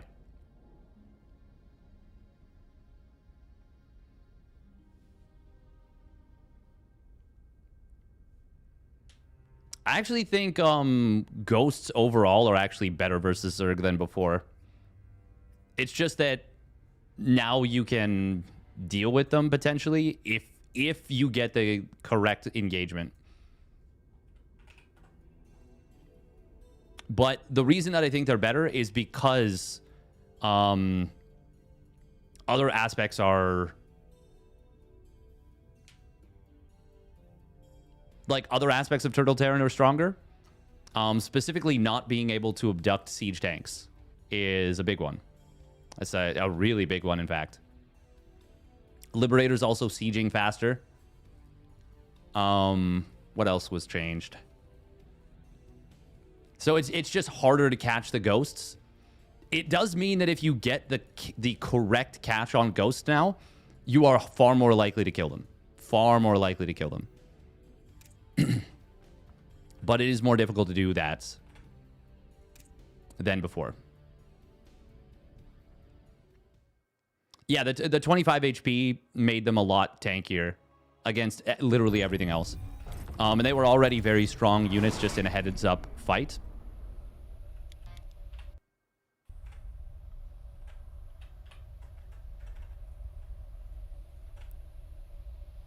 All right, one sec, folks. We're going to get into the game in just a minute here. Minotaur.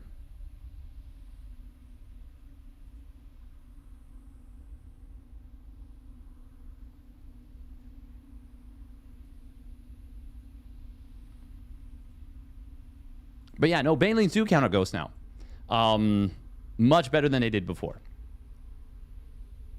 But yeah, they are much stronger, Ghosts are, against Protoss than they ever have been, I think. Has the Ghost ever been as strong against Protoss? Enhanced Shockwave's EMP was really strong, but I think this is still stronger. It's really good. Oh my god, Psycode. It says Ursa TV. Ursa TV. Wow. All right, here we go. Spawning down in the bottom right. It is Classic. In the blue. And his opponent spotting up at the top left. Oh, we Proxian? Maybe. For Team Liquid, it is Cure. In the red. This... Oh, this is... Yeah, it is definitely going to be a proxy, right? It's way too early for anything else. But no second SCV just yet. All right. Yeah, this is going to be a 1-Rax proxy. We really don't see that, like, at all anymore. I feel like this is one of those things that you do when you're really feeling yourself, you know? When you're really feeling locked in. Really feeling locked in. Thank you, Seaberg, for the 7 consecutive streams watched. Ooh. Classic. Oh, for a second, it actually looked like he was going to check over here. It looks like he just wanted to look and see, hey, is there a proxy here? Science mode is back. Psychode. My man. Now, Classic may look at this, panic for a moment. Oh my god, we're proxying a single Barracks Marauder. Oh, okay. That's weird. It's going to be money for a factory at home. But he wants concussive shells. Classic will see both gases, of course. And that's going to let him know, yeah, you're not doing something super, super crazy. Oh, factory, hello. Yellow. Yellow. That feels like that was super, super late, no? Like, that could have been 10 seconds earlier? Hey, I appreciate it, Seaberg. Speaking of which, if you are enjoying the broadcast overall, this is just to anyone, of course, but you got a free Twitch Prime, would be very much appreciated if you send it my way. Classic is building a shield battery at home. Stalker, of course, going to take a lot of bonus damage from these Marauders. Second Stalker will be out in a moment, though. Shield battery is going to be enough. I don't think you need a second shield battery here, actually, as Classic, but... No, I think you're fine. I think you're fine with just the one. I don't hate the second battery a crazy amount. We are seeing Cure continuing to commit to this, though. Pretty significantly. Like, this is just now dropping the expansion. Tech lab going to be built at home, and we finally going to see that barracks lifted off. In this case, the second battery feels very good for Classic. Necessary, even. Does he drop a... Oh, force field on the ramp. There it is. That's quite nice. He might have been able to get away without a second battery, but second battery definitely provides the insurance and safety to feel very comfy and cozy. This is a great start for Classic. Up 7 workers. He did build a robo facility first, which is not ideal. But the potential to get damage done with a warp prism on the other side of the map is actually quite high.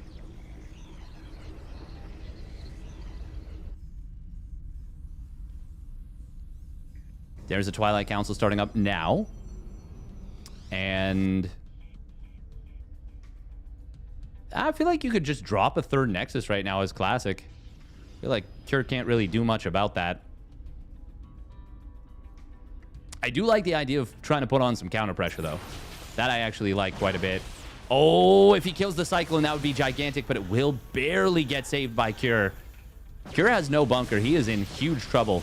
But the medevac popping out a second Cyclone is going to help a lot. Classic feels like he's got a big opportunity, and it feels like he does, in fact. Marauders getting targeted down before the hot pickups can come through. Cyclone as well. There's a lot of DPS from Cure, but it is very quickly being killed. Oh, there's a hot pickup now. Medevac finally going to be the target, and that will get taken down. Prism going to be able to warp in more, and Classic's done it. He's won this game. Yeah, this is over. Cure pops out a tank. Oh, the hot pickup saving that Stalker. Can he get the kill on the tank? Yes, he does. And all 4 Stalkers actually survive. Yeah, this is game over for sure. Classic has... There is no reason to let Cure survive right now. I was going to say I would love to see Zealot Warp-ins. Exactly what we see at a Classic. Very, very nice. 3 Stalkers do die very quickly. But it's not even about just this attack, although this attack is not yet fully cleaned up. Oh, nice target fire on these SCVs. Gets 2 more of them. It's the worker count. It's the worker count. It's no stim. It's no tech lab even done yet on the barracks.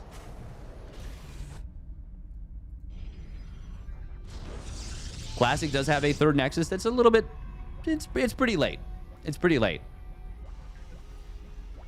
But he can power his infrastructure. He can add a forge, get some +1 armor or +1 attack, go straight up to Storm. The world is his oyster right now. And it may take a little while for Classic to close this game out, but I'm very confident in his ability to do so. Cure, for his part, I love the choice. I love the choice of what he's going for here. Was the Viking killed? Yeah, that's the second Viking. Cure recognizing that he needed to get that out. Cure did have the units, by the way, with the medevac popping out.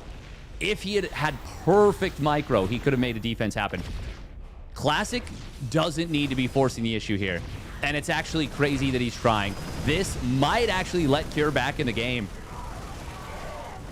Zealots in the natural are going to get cleaned up mostly. In the main base, Recall going to save this Immortal. Stalker falls, though.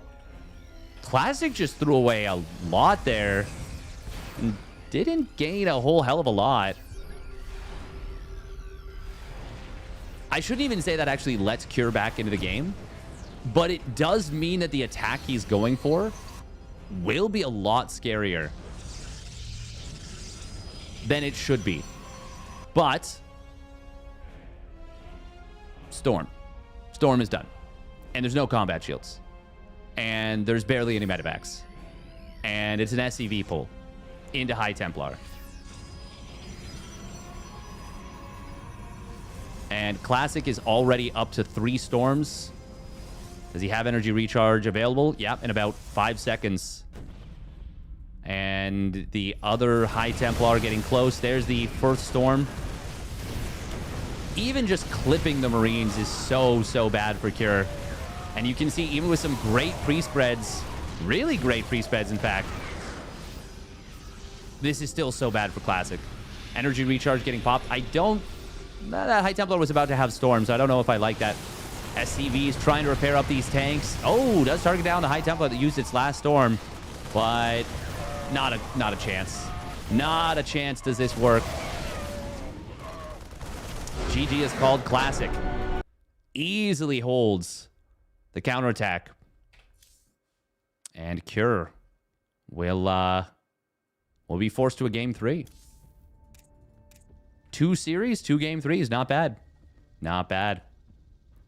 That's what Steadfast wants you to do. He's acting in bad faith. Damn. Fake and scripted.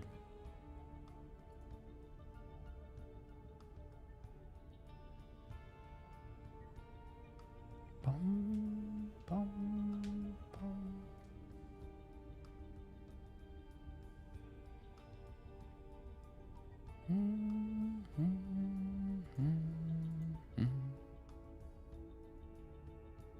Interesting all-in counterattack if he hadn't had the High Templar out, though. Yeah. I mean, there's a reason that he stayed in that game. It's because there was a chance if it wasn't for the Storms.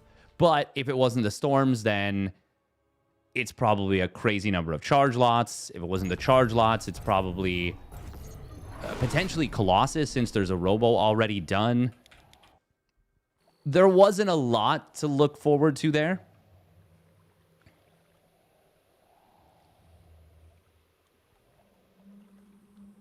All right. 1 minute ads. We do what we can, Casual Samuel. Yeah, we avoid the spoilers. No spoilerinos.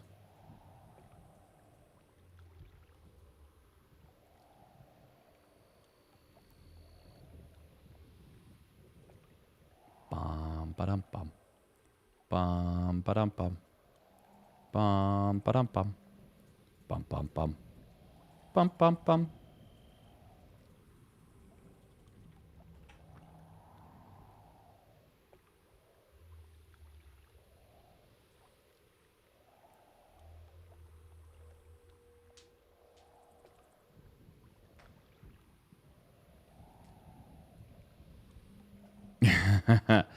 Remake of The Shining with me as the lead actor. Oh, man. I'm sure that could only go well. Could only... As the hotel. Yes, exactly. The main role, the hotel. All right, here we go. Game number 3. Another series going the distance. Spawning up at the top left, it is Classic. In the blue. And his opponent spawning down on the bottom right for Team Liquid is Cure. In the red. Cure sending out another early SCV for the proxy. Interesting, interesting. Damn, this is quite interesting. That Cure proxies in game 2 and 3. Is he doing the same thing? Oh my god, what? Cure, hello? Mer? Well, that is not ideal. That was a barracks, no? That's actually quite bad. That's 8 mineral trips in the early game. That's a lot. That's a lot.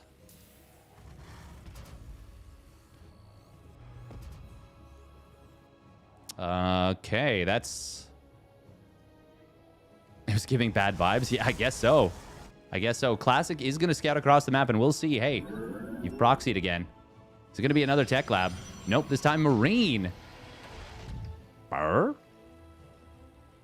It is a double gas opener. No second depot. Started up just yet. Okay. Yeah, we're proxying the factory. Oh, Cure's doing a tank all in with this, isn't he? It's going to be a reactor, I think. I'm pretty sure we're gonna go after this.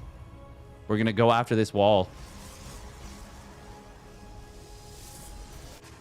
This is pretty bonkers out of Cure, actually. Classic didn't stick around to see that the factory was made at home. Oh, that is big problems. There's the tanks. Yeah, or there's the tech lab for the tanks. And we're proxying everything. We're going with everything. Classic is going to poke back in. The fact that he hasn't looked in this location is kind of crazy, actually. With how much he's been scouting around. He will eventually find this, but not before the first tank is literally out. Or if not fully out, close enough that makes no difference. Okay, okay, he sees it with the hallucination. He sees everything proxied. This is panic mode. Cure, he has looked at nothing. He is saying, Classic, I know you're going to put the cyber core and a gateway here. And this is why you need to play like Hero sometimes. If you are too predictable, your opponents will take advantage. Love what Cure Classic is doing here. I think this is 100% the correct call. Warp Gate is going to complete. That's big. But we are going to see the Cyber Core and this gateway fall pretty quickly, I would say. Medevac pops out. That is a big volley on that one sentry that gets immediately erased by the shield battery. I don't like that he put the shield battery here. But I think that was before he knew about this. I mean, it was definitely before he knew where this was. Cure already going to kill the Cyber Core. Already going to knock out this gateway, knocking his opponent down to just 2 gates of Zealot production for the moment. Classic is counterattacking, but SCVs have already crossed the map to join up with this. Classic going to get supply blocked here before he starts an Immortal. Oh, no, he's got another pylon that just finished. He needs an Immortal. Or a Prism or something. More Vikings being added in, by the way. Bunker in his opponent's main base. Oh, this is so sick. Cure is just leapfrogging forward. Classic sent units kind of all across the map right now. Cure. Okay, Classic's going to try and break this. I don't think this could work at all. Probes are going to be useless here. There's so many Marines. And Cure just absolutely murders everything. He's lost 1 unit. 1 Marine has died. Classic getting absolutely bamboozled, flummoxed, and destroyed. On Immortal Pops, it'll kill the tank. Oi, oi, oi. Cure just absolutely demolishing Classic with the build in game number 3. Oh, boy. That is very cool out of Cure. That is super baller. Damn. Damn, damn, damn, damn, damn.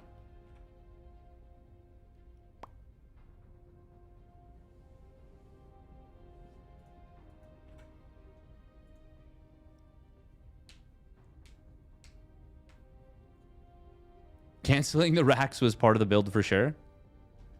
Heh. Damn, that was actually so sick. Out of Cure. And now he moves on to the winner's match to face off against Serral. Very cool.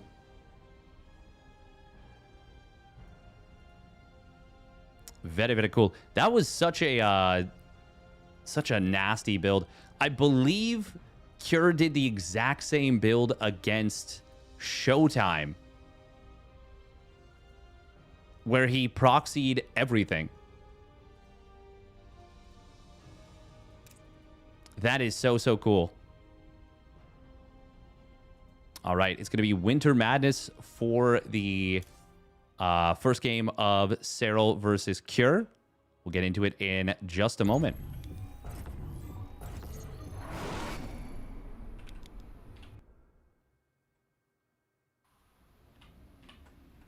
Serral already playing a very good, very nice series against Zoun. Missing creative builds like that. Me too, Miro X. Me too, so much. I really, really miss that. All right, we're going to run 1 minute of ads real quick. Once again, if you don't want to get ads or if you want to support the stream, would very much appreciate a Prime sub if you have one available. Tier 1s help as well. They actually help a ton. It is important to the stream to stay above the threshold of 100 Tier 1 sub points. We do have a little bit of time to get back up to it, but we want to make sure we're maintaining that at least 3 months in a row in a calendar year. Otherwise, we lose our Partner Plus status. It's a little bit lame, but it is what it is. But it would be nice to not do that, not lose that. 1 minute of ads real quick. We'll get back into it. I appreciate that, Miro. Thank you, thank you. Danke, danke.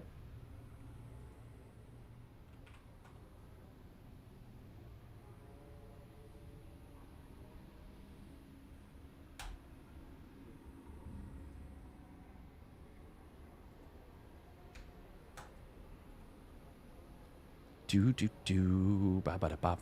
Yeah, that was a...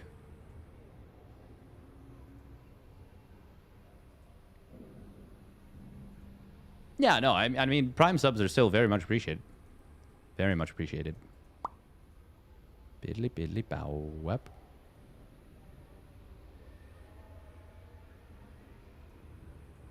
That sounds good to me. Potato Wizard. Sounds good to me. All right. Ads are just about cleared.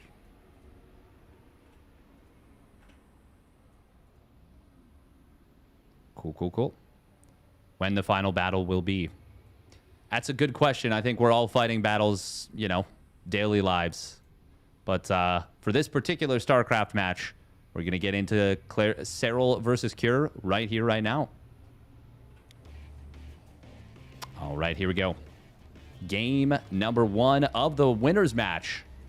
If you're here already, then you know how we got here. And if you don't know how we got here, you can go back and take a look. Spawning down on the bottom right for Basilisk, it is Serral. in the blue.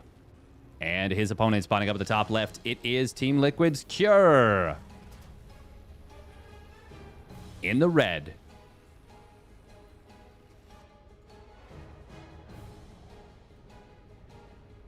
Bum, bum, bum.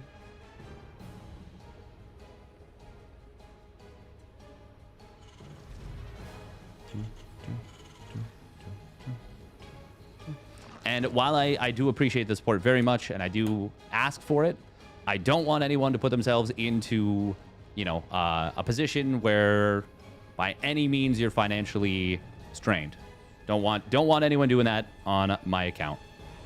Take care of yourself first and foremost, and then if you're able to support and you would like to, I mean, please do in that scenario. But yeah, take care of yourself first and foremost. That's always been my mantra, and that will continue to be my mantra. Don't want anyone putting themselves into financial duress.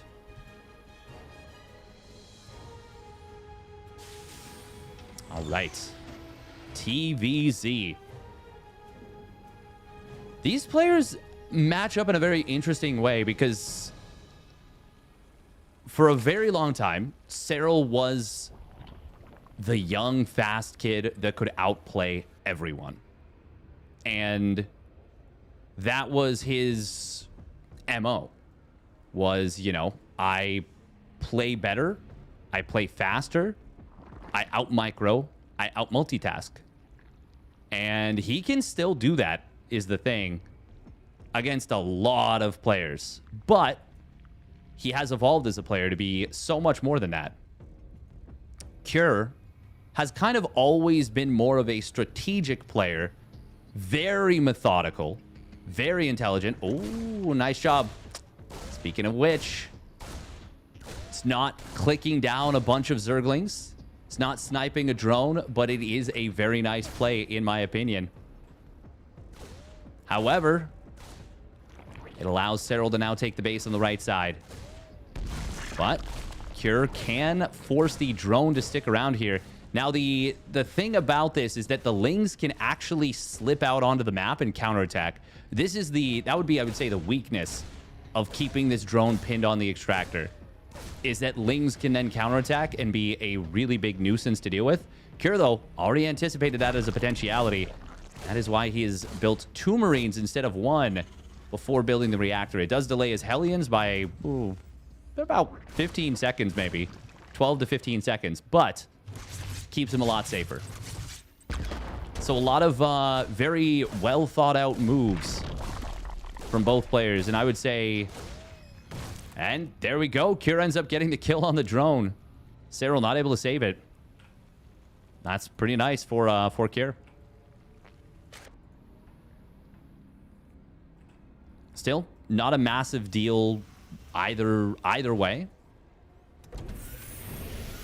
It is a 3rd command center behind this, by the way, and no surprise there. 3cc Banshee is Cure's bread and butter more than anything, I would say.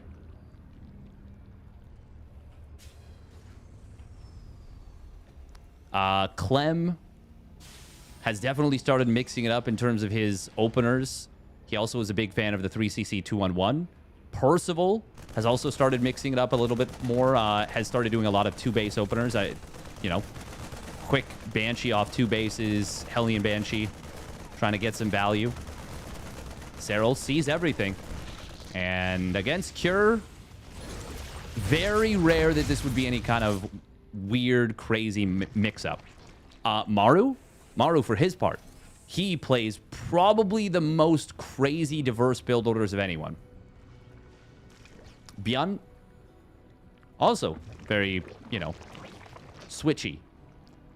Cure, a lot less so. A lot less so. Hey, thank you, Upper Tree, my pal Sal, for the raid. Welcome, welcome. Sal says hi. Fantastic. Tell him I say hi back. In fact, hi, Sal. Just like that. No spoilers, please. This is a spoiler-free cast. We are in the winner's match of Group D of the LiuLi Cup. Oh. Banshee gonna find an opening at the natural. The queens aren't in position, or even a queen is not in position. Makes it quite challenging here to deal with that. Nice scan on the creep. We'll be able to clean up a significant amount out front of the natural. Serral is taking his 4th base. He's actually a little bit supply blocked here at 90. Serral doing his best to make me feel good about myself. And, you know, Serral, you don't have to do that. He's so kind. He's so kind. He makes even the lowly plebs. He focuses on our mental health. He says, Steadfast, I see you've been having a rough time on the ladder. I looked at your win rate. It's abysmal. He says, no, no, no. Don't feel bad about yourself. Focus on the positives. We do see, man, some really nice creep clear here from Cure. He elects to not check up the ramp. Doesn't want to get ambushed by Lings. He can't, that scan, even though it sees up the ramp, doesn't see much behind it. Instead, going to rotate and go into the 3rd base, but that's where the Lings are now waiting, and they pounce. Hellion gets taken out very quickly. It was a nice grab on a few drones. Cure re-scanning here into the natural, or pardon me, out front of the natural once again. Really doing a phenomenal job of denying this creep and opening the opportunity for a tank push to be super, super powerful down the middle. Serral, though, has rebuilt this. Hive is in production. The Banshees have found quite a bit of value. 7 drones. Oh, hold that thought. Lings not able to get the wraparound. Can we chill for a moment so I can do some analysis, please? Stop bringing action to my TVZ. Now, of course, I love the non-stop action between these two. Well, just anyone. Also, get good, me, when it comes to observing. Quick second factory, armory. No 4th CC just yet, but that is something that is rather common these days, is to add a second factory before even getting the 4th command center. Ooh, Ling's looking for an interception on some Marines. We'll be able to find that. There's only 1 tank here. 2nd tank is back at home. And Serral kind of forced it to stay at home. A lot of queens pulling to the front. Nice transfuse. 10 queens here in the army for Serral. And he is going to wrap around on this. Hellbats will avoid being jumped on by Serral. Good job. Oh, last Baneling getting a really nice connection on the Marines. Tank goes down. And overall, it's a good cleanup for Serral. It is an expensive fight, though. A lot of Banes having to be used there. Cost-efficient fight for Cure. Oh, good hot pick up there. Meanwhile, on the left side, 2nd double drop moving out. Serral already has Hive done.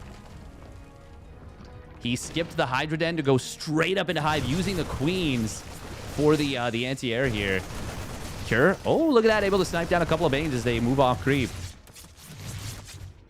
The thing is, against a heavy queen-focused defense, denying creep is so valuable. Cure. Really nice micro on these Marines, keeping them on a tight leash. Oh, well, he tries his best Clem impression. Unfortunately, it is quite difficult. And he did something there where he shift-clicked, and it actually made his Marines micro worse, unfortunately.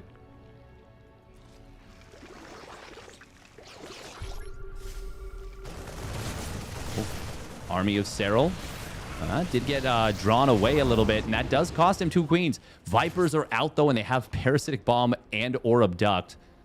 So, would have been a dead medevac if he had Parasitic Bombs.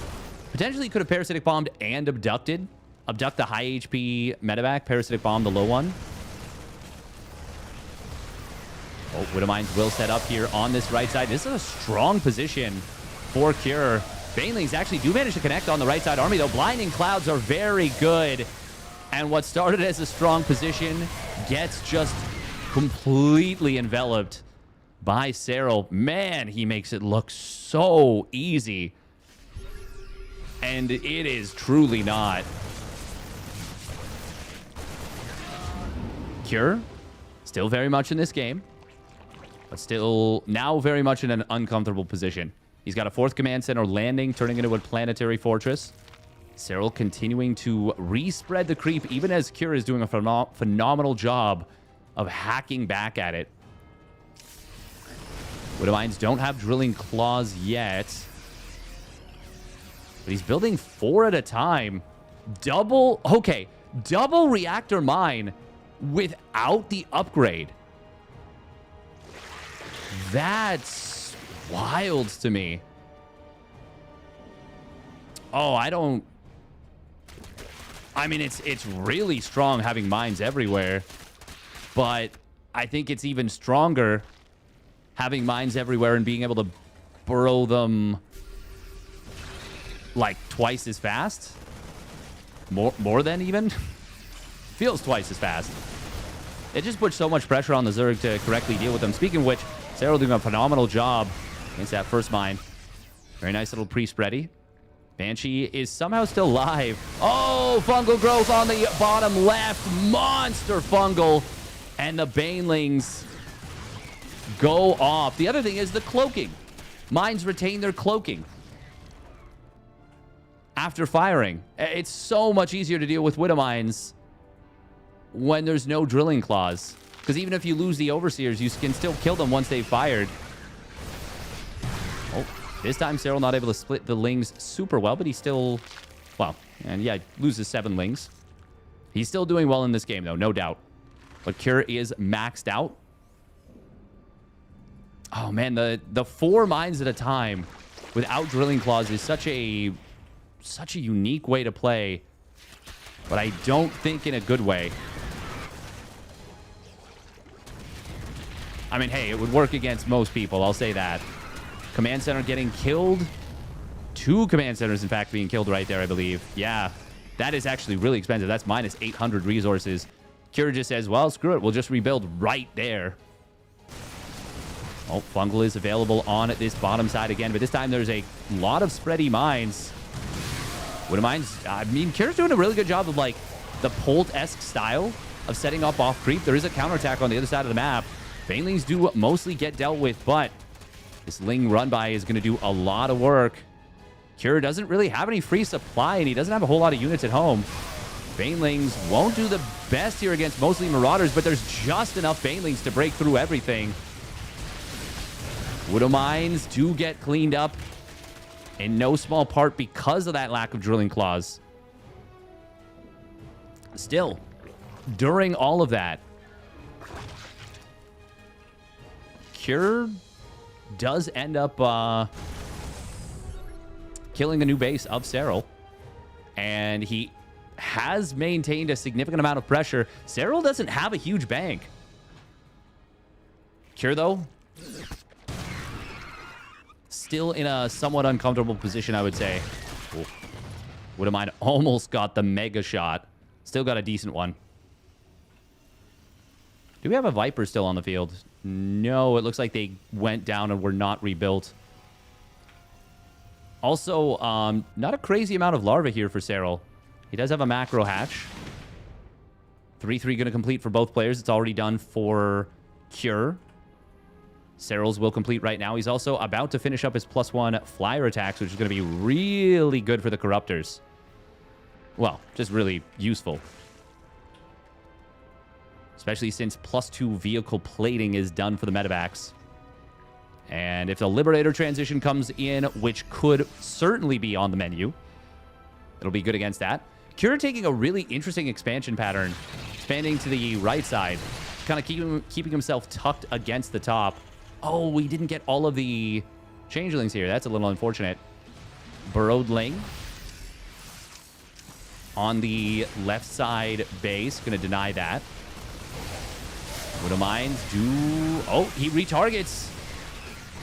Huh. Wow, somehow that mine didn't fire forever.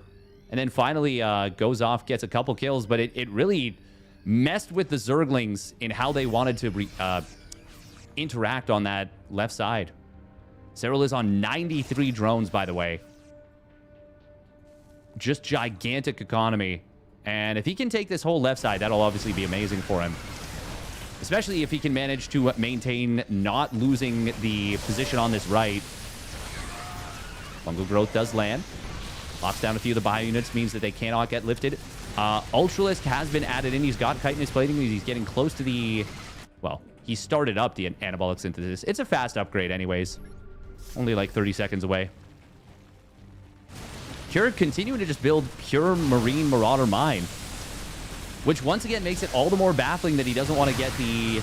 doesn't want to go for the whatchamacallit, big fungal growth on this left side. And that is going to be a massive cleanup. Meanwhile, fungal on the right side as well. The Infestor still has another fungal growth. He lands a big one. Oh my goodness, the Baneling's getting some monster shots. This is such a good situation now for Serral. It was already a good position he was in. Now it is an amazing position, I would say. Scan comes in, will reveal the Infestor even as it burrowed, but it manages to get out of there. He's going to have to scan again, of course, if he wants to kill that. Actually, if he unburrowed and fungled, he would kill the Banshee. It's on 23 HP. Wonder if he realizes. Would be worth it in this scenario for sure. Oh, but the Spore Crawler repositioning, that'll get the kill anyways. Now he still has a fungal left. Banelings will be able to blast down this planetary without any problem. Good job from Kier to lift the command center. The orbital command, otherwise it might have just died to the splash damage. Serral doing something that so many Zerg players don't do. And that is adding on missile upgrades while still staying on Ultraling Bane. Just, it's so important to, if you need to be able to transition into something else, to be able to do so. Whether it's Hydras or Lurkers, it's valuable. It's valuable.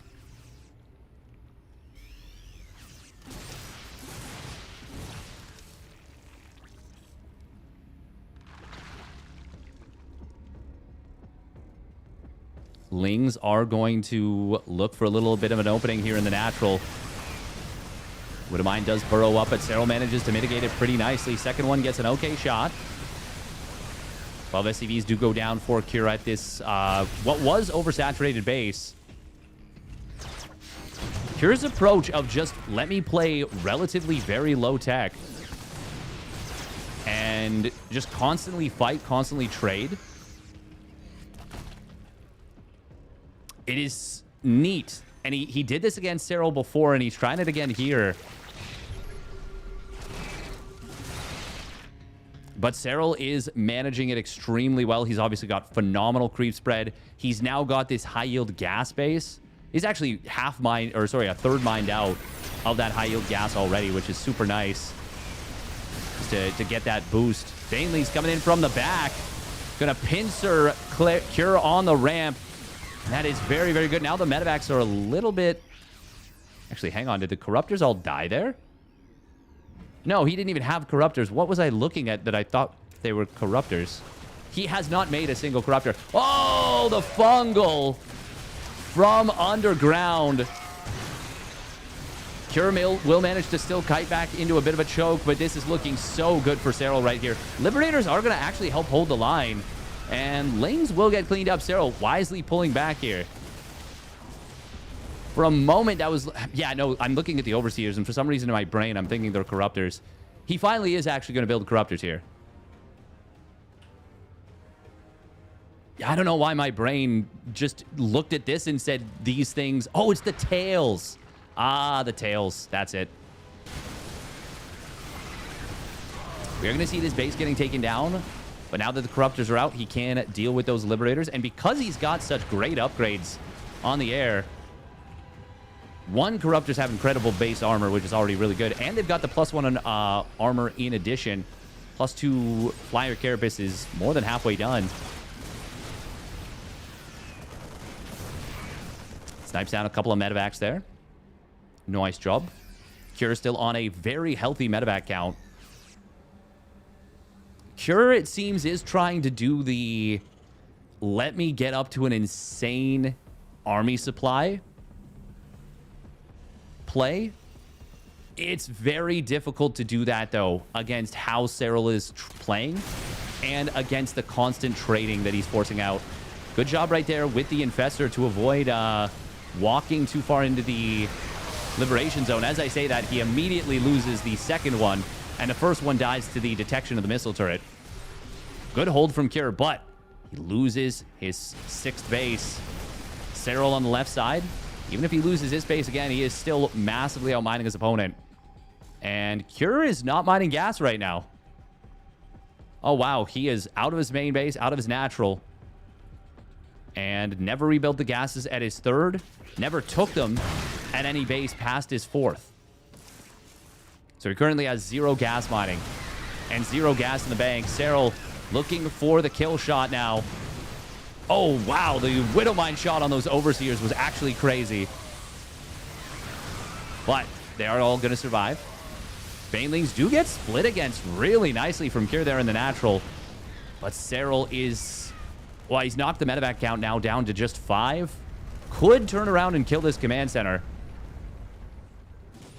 Cure finally starting to mine gas. Once again from this top left base. Or top center base. Oh, Fungal's available again. And Cure is just running out of money, running out of juice, running out of stuff. Gets himself into a very good position there. But he's potentially going to lose every medevac. Missile turrets is so interesting. 1, to deal with the bird infestors, but 2, they also provide the benefit of protecting the medevacs against the corruptors. Not amazingly well, but reasonably well. It was enough to zone Serral out this time. Damn, Serral still continuing the air upgrades. So on point. And it's so impressive that he hasn't overcommitted during all this. Now back up to mining properly from this high-yield gas base. Cure trying desperately to resecure just a 6th base. As Serral is on his 10th? 1, 2, 3, 4. Hold that thought. Attack on the top right is potentially going to kill this base again. Oh, man. Serral is just way too locked in right now. 3, 4, 5, 6, 7, 8. 9th base. 9th base while denying your opponent 6th. And Cure is just slowly but surely being ground down here by the inevitable Yuna Sutala. Another fungal growth landing. Cure has just refused to build Ghost in this game, and it has come at a hefty cost. He's still traded evenly, but that's usually not a good thing. And Serral puts a beautiful exclamation point on it, takes the game, goes up 1-0. Well done. A man named Yuna.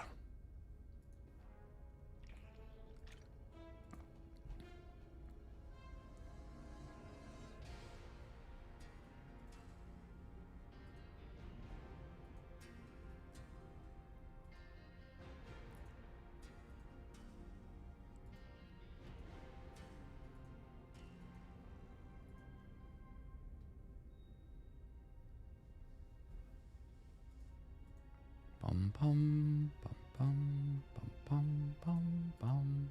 Do do do do do do. Do do do do do do do. Thank you for the follows, Adrian Christian, Toxic Sam, and Enough Toast. That's enough toast. We've had enough toast. But also, Old Man Toast. Can never get enough Old Man Toast.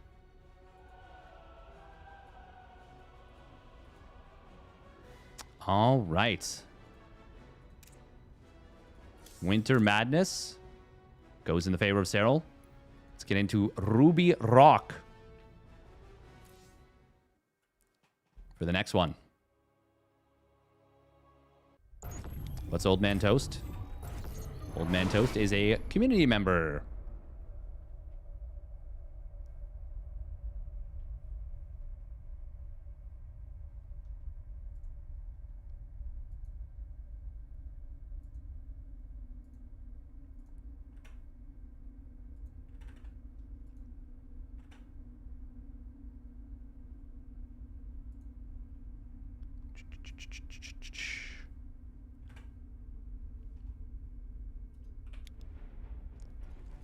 All right, here we go. Spawning down in the bottom right. For Basilisk, it is Serral. In the blue. And his opponent spawning up the top left for Team Liquid, it's Cure. In the red. Yeah, it's not that the game plan is terrible by any means by Cure. It's just, I feel like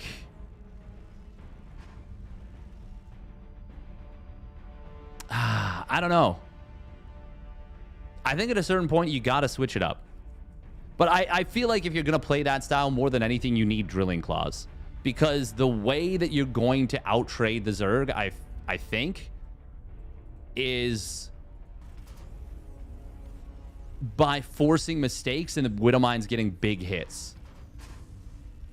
And Cure, he was attacking in 2 places at once often. But it's hard to make that stick, if that makes sense, without an answer to the burrow fungals. Yeah, I don't know. I don't know. It just feels like it is always going to be tough to make that work when Serral gets such a great start. And, well, just specifically against Serral. But how do you plan for Serral, you know? How do you plan for Serral?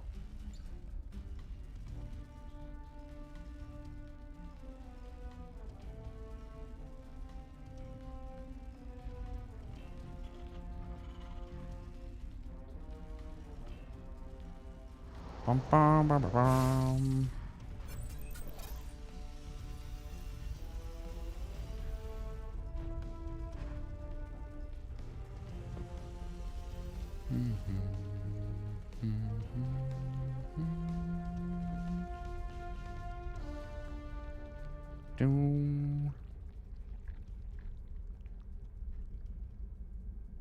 This time we're not going to be seeing a block that we saw in the previous game. Going to be much quickly.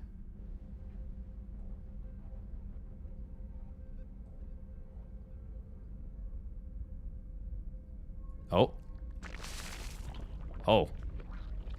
Probably should have watched that. Gets a lane kill. Pretty nice. Pay attention, Steadfast.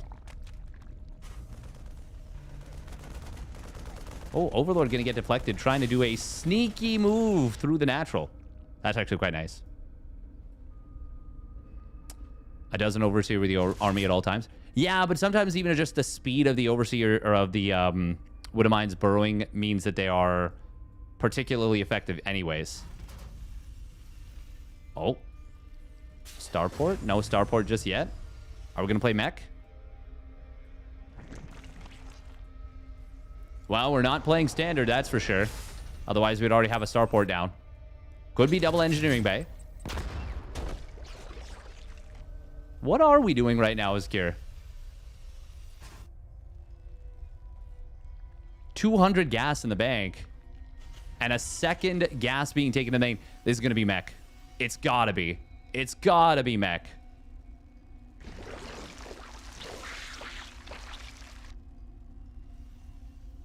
What else could it be, even? Starts a tech lab on the barracks. What? It's not going to be like 2-port BC or something, is it? But you'd surely build the starport. Okay, double engineering bay. Fair enough. Fair enough. Well, that is the kind of thing you need to do against a player like Serral. Ooh, Ling's trying to sneak in here, but they will get deflected. He sees the barracks.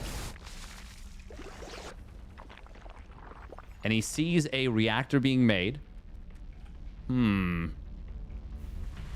Sneaky little move right there from Serral with the Ling movement. Really good job from Cure with the Marine, though. Great denial of the scouting.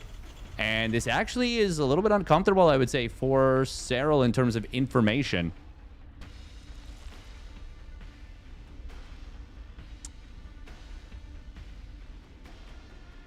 Not...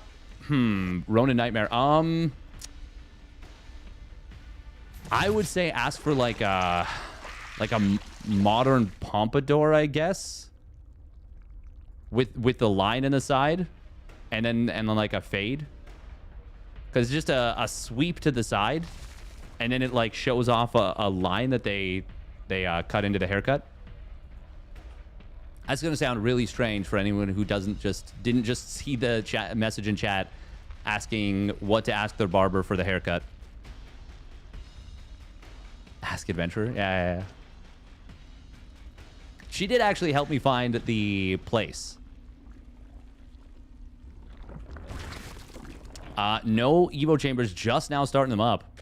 Yeah, this is a really, really good build for Cure in terms of the timings of these upgrades. The funny thing is, I feel like it could have even been faster on the engineering base. It is still going to be really, really fast. Does this go into an 8 racks is the question. And if it doesn't, why not?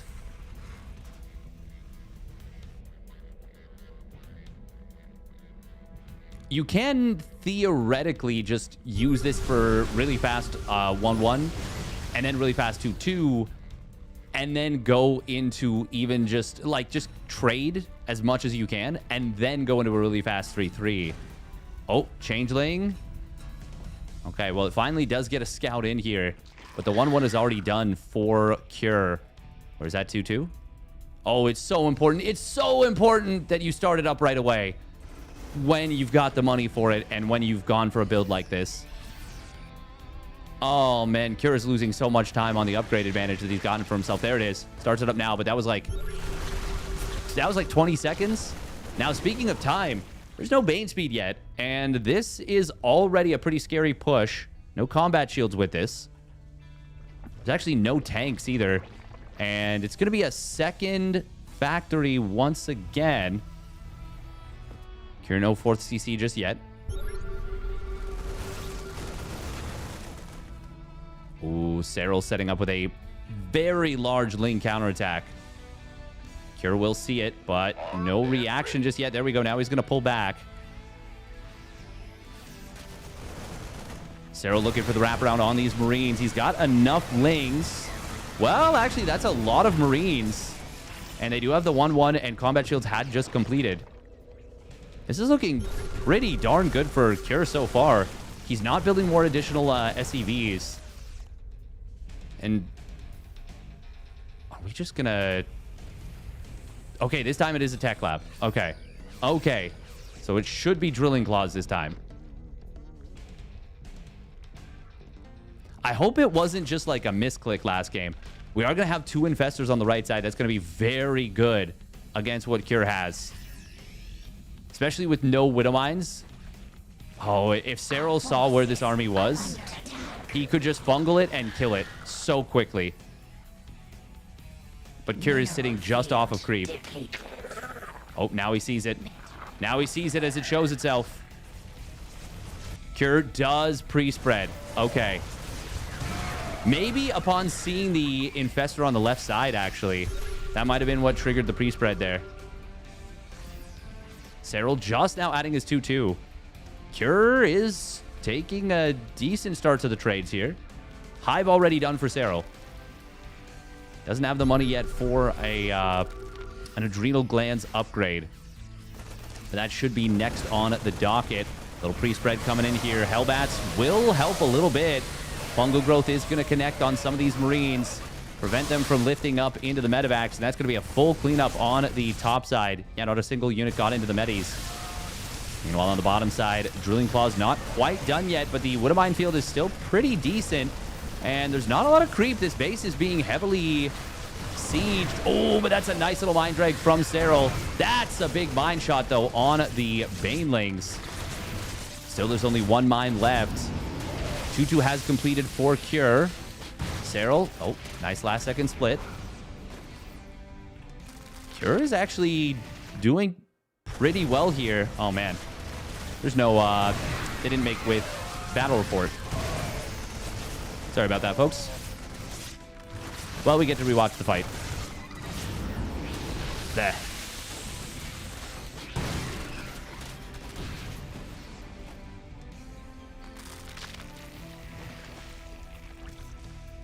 We're going to see a push out to the top side. This time with Drilling Claws. And still has the upgrade advantage. Oh, that's a big shot from the mine. You can already see the difference that Drilling Claws makes. Just that Widow Mine being burrowed up. Serral makes a little mistake with the Lings and gets punished big time. 250 resources lost. That literally one mine shot there paid for the cost of Drilling Claws almost. Because otherwise that Drilling Claws shot, that Widow Mine doesn't even shoot.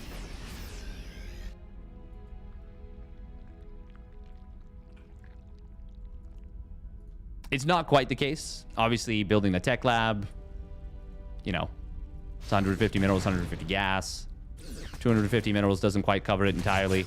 But I don't think I need to justify the use case of Drilling Claws. Oh, fight on the top side. Fungal growth is held, in fact, by Serral. He chooses not to use it. Third factory being added in here by Cure. With no ability to abduct tanks anymore. Tank Widow Mine is really strong now. Now, if you don't play Ghosts, it is super vulnerable to Broodlords. We're going to see Serral adding on +1 missile and +3 carapace and getting into the Hydra upgrades. That could be quite strong. Oh, fungal. Oh, wow, this could be big. But it's actually Cure who notices the army first. Serral wasn't paying attention there. That is a big fungal growth to start things off. Widow Mines. They don't actually get the biggest shots. In fact, mostly not killing much at all. Oh, very good split right there from Serral. Beautiful last second split. So difficult to split against every mine. Kind of like splitting against every Bane. Oh, and that is actually going to be a very good fight for Serral on the top right.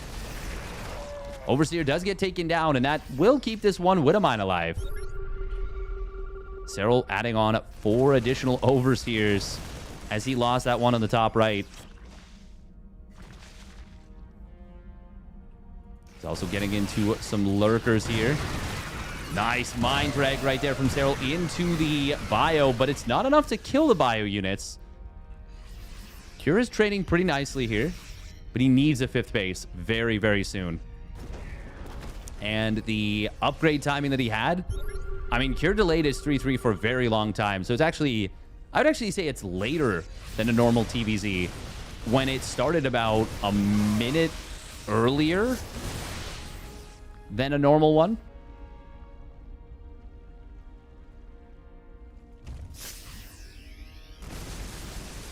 Oh, Lurkers. Oh, Serral ambushing this bio. That is a big weakness of Marine Marauder Mine. Lurkers. They get absolutely slaughtered, the Marine Marauder Mine does. Even without adaptive talents, these Lurkers are now, I mean, they're sieging this 3rd base, and this feels terrible for Cure. He just now starts up 6 Ghosts and some Liberators. But already in a very uncomfortable position. +3 Carapace will complete for Serral in a moment. 3-3 going to finish up here for Cure.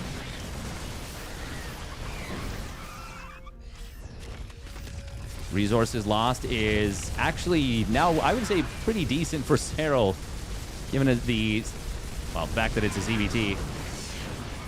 Cure can't really clean this up until the Liberators are able to siege on top of the Lurkers. Now Serral has a bit of a decision point. Where do we go from here? And the answer is going to be a Nidus Worm, a Spire. He's already started the +3 melee, the +2 missile. Oh, attack on the bottom left. Gonna get a nice fungal growth, and that will enable a pretty easy kill on this planetary. Obviously, it costs a lot of Banelings to kill that, but gonna get a lot of SCVs as well. 17 going down so far. Looks like, yeah, they didn't even make with Game Hard, I think. Little oopsie, but that's okay. Burrow being added in here by Serral.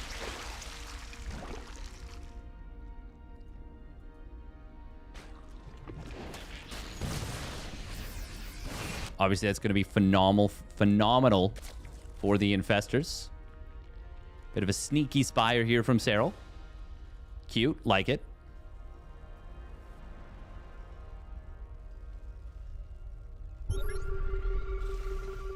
Oh, Fungal does manage to go off. Cure was not able to land the EMPs, and that is going to cost him 4 ghosts immediately. There's no cloak on those. Oh, no, there was. But the Overseers were there, and he didn't cloak up. Actually, most of the ghosts dying right there. Cure lost like... Oh, damn it. Well, we're going to count up the ghosts, how many died. I keep trying to battle report. I'm sorry, guys. 1, 2, 3,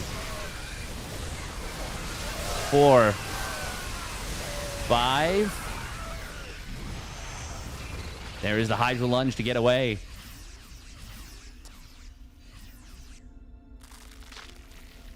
+3 melee going to complete in a moment here. Players blazing away. Oh, Snipe's trying to come in. Serral does have all 3 Hydra upgrades done now. Of course, that lunge is usually the last one, but when you make the Hydra descend late or later than normal, can be a little different. Planetary Fortress is done, but there's a lot of Banelings here. There is an Infestor behind this. No Widow Mines, no tanks. And that is going to be a goodbye on this base. Very nice fungal growth landing on the medevacs, but EMP will prevent a follow-through. However, there's just so many Banelings here still. And Widowmine's getting taken down on the rally. Serral might be able to continue to push and might even just win the game right here and now. He has actually gotten himself so far ahead in army supply. Only 1,000 resources lost behind, and there it is. GG is called. Serral taking the 2-0. Very nicely done.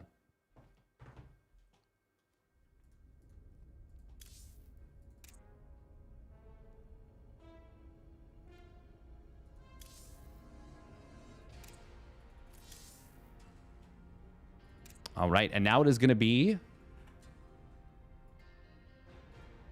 the losers match. Going to run 2 minutes of ads, and we'll get into that one quickly.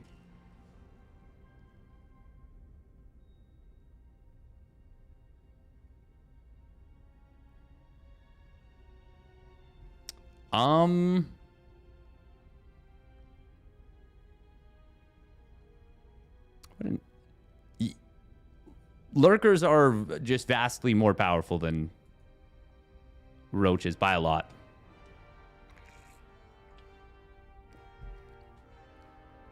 Yeah, they're supply inefficient, short range, relatively slow. They're good for defending, but lurkers are just a lot stronger. They just obviously have to be burrowed to be effective. And to be... Well, really to be super effective, to be as strong as you want them to be, they need the hive upgrades.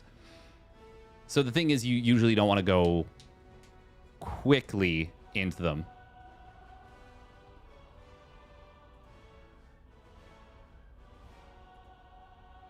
Lurkernitis is quite powerful as well. That's true. It's very true. All right, it's going to be Classic versus Zoun. Gotta be honest, I wasn't expecting this necessarily as the losers match. I did think Serral would be able to beat Classic, but it was close. And Cure is certainly capable of beating Classic as well, but I was kind of leaning in the favor of Classic on that one. Regardless, though, it's a PvP. PvP.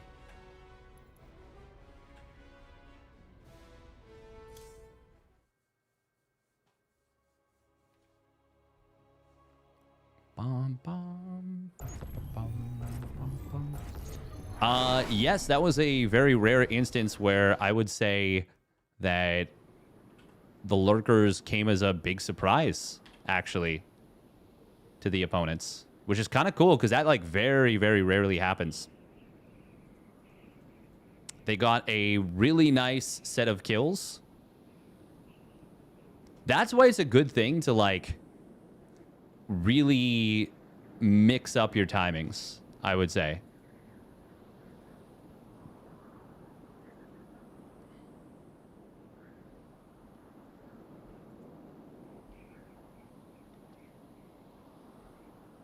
Thank you. Glad you're enjoying on YouTube. By the way, if you are watching on YouTube and enjoying, would very much appreciate a like on the video. And if you're able to subscribe to the channel, that helps a lot as well. If you're watching on Twitch, same thing. If you want to throw a follow my way and subscribe to the channel, that is very helpful as well. Oh, wow. We actually blasted past 4,000 subscribers on YouTube. Very cool. Very cool. Yeah, of course. Want to make sure we get as much coverage as possible. All right, ads are clear on Twitch. Here we go. Let's get into the game. Spawning down in the bottom left, it is Classic in the blue. And his opponent spawning up at the top right, it is Vitality Zoun in the red. PvP. This is a matchup that I get a lot of in the weekly cups, but it's the first time we're actually getting it in the LiuLi Cup here. Actually, there's been barely any mirror matchups in the group stage so far. I think we've had one ZVZ and maybe that's it. That's the beauty of it, though, when you set up your own tournament, is you can put one of each race and then a fourth player. So you can have it so that there's only one possible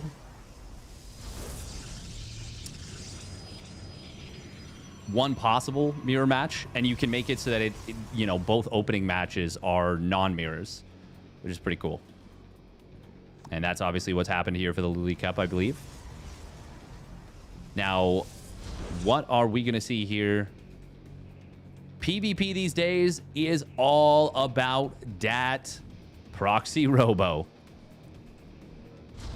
All about dat proxy robo. And we can see neither Protoss player here has gone for a normal scout timing. Classic is... oh. Not going to scout his opponent. Not going to show this. Going to look around. Zoun is building a proxy of some kind. It could be a Stargate. Could be a Robo. Going to be a Stargate. Okay. That can be an effective play.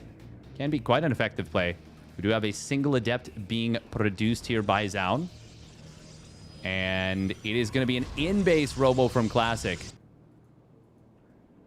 Classic should get in here, and he should be able to see that, yeah, the third pylon... well, basically the second pylon is missing, because he knows that's the third pylon. That's going to let him know that, well, you've probably proxied something. He didn't actually look behind here, which is kind of interesting, but maybe just feeling very confident that his opponent proxied. Double Adept. See what it can get done here out of Clásico. He does see one Adept from his opponent.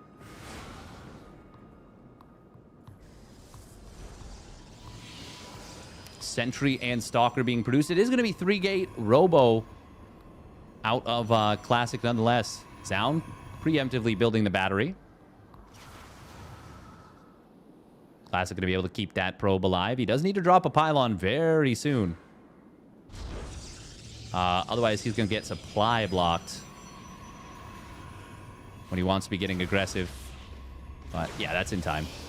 That's plenty of time. Oh, he actually spotted the proxy oracle.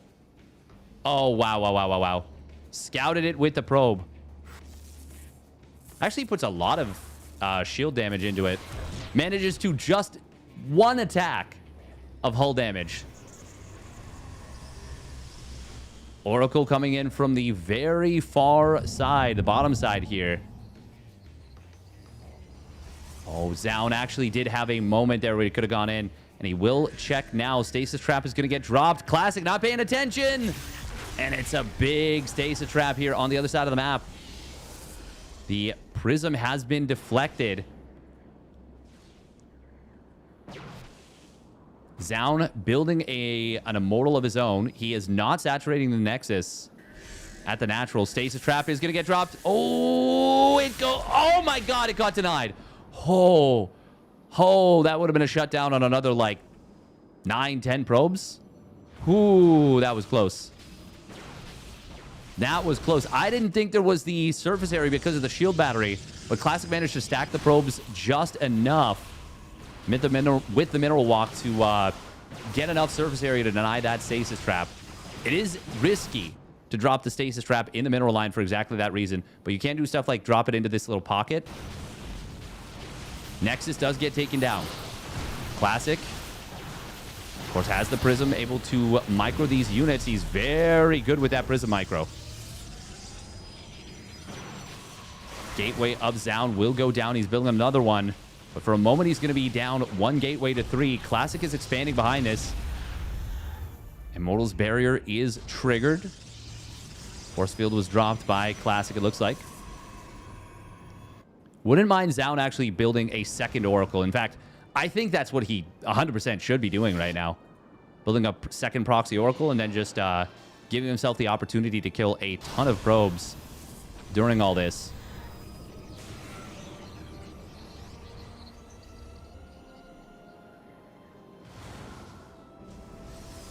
I actually feel like that's just...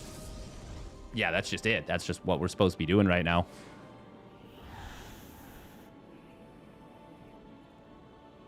I suppose the first Oracle... wait, did he drop another stasis trap? Feels low in energy right now. Maybe he dropped the Revelation. Observer of Classic will see Zoun getting ready for the move out. Zoun is now like very all in.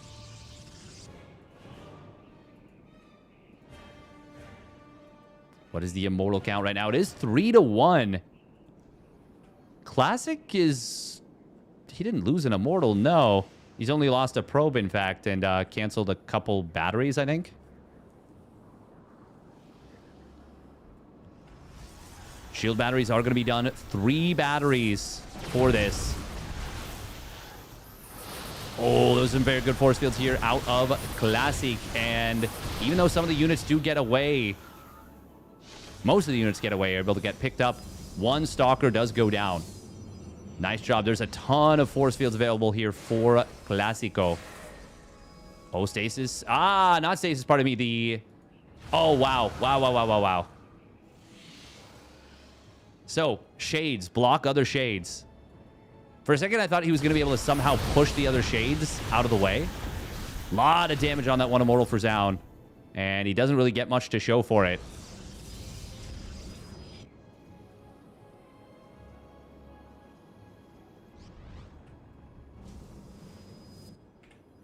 Oracle coming into the main base. Oh. Just wanted to reposition a Stalker there. Force fields do get dropped by Classic. These are very nice force fields. Zoun responding with his own. But Classic has the benefit of shield batteries. He's got the defender's advantage. Zoun having to use that prism. Oh, and he's not able to warp in. Very nice fight here for Classic. That is going to be a victory in game number 1 off of the defense.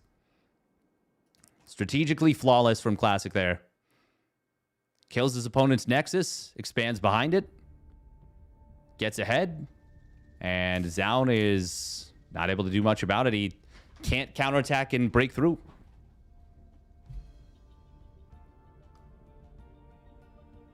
I don't think I've ever seen shades blocking shades when there's been an opening before. Yeah, it's kind of weird to see. Feels just strange. It can be pretty hard to attack in. Yeah, when your opponent has force fields like that, and batteries, and sentries, and prism, and immortal. Yeah.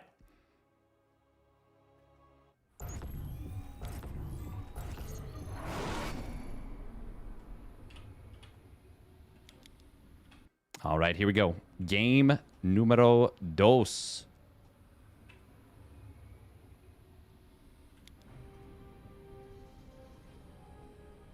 Spawning down in the bottom right, it is Classic. In the blue. And his opponent spawning up the top left for Vitality, it is Zoun. In the red.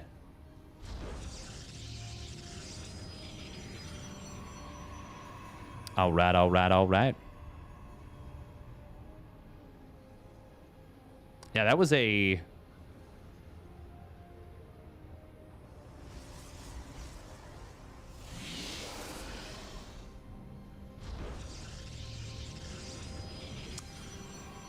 was a pretty well done game by Classic, just in general. Reminder that the winner of this will face off against Cure in the decider match for that final playoff spot. Serral punching his ticket into the playoffs. Playoffs will take place tomorrow.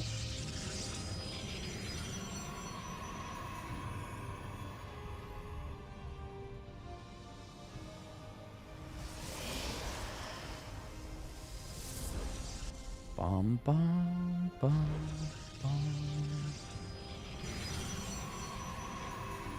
Both players opening up double gate. No surprise there. Zoun and Classic both, well, both pretty solid players in PvP. I don't think of either of them as, like, dominant the way that a Max Pax has been. But I do think Classic is one of the better proxy robo players. Probably in the world, actually. That's probably what sticks out to me. They're both obviously phenomenal players, but you think of, like, Dark,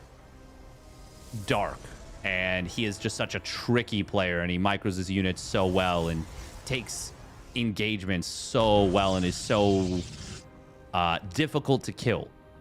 You think about a player like Hero, and they have, like, just a phenomenal early game. Classic is he's very much your all-rounder. But I do think of him in PvP, especially as being very good with a proxy robo. Oh my god, is Zoun actually going to scout this immediately? Huh? I'm here. Oh. Nice position there from El Clásico.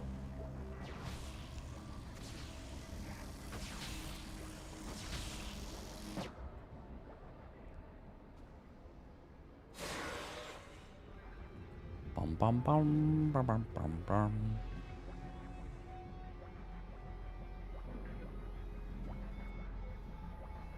There is a scout coming in from the hallucination.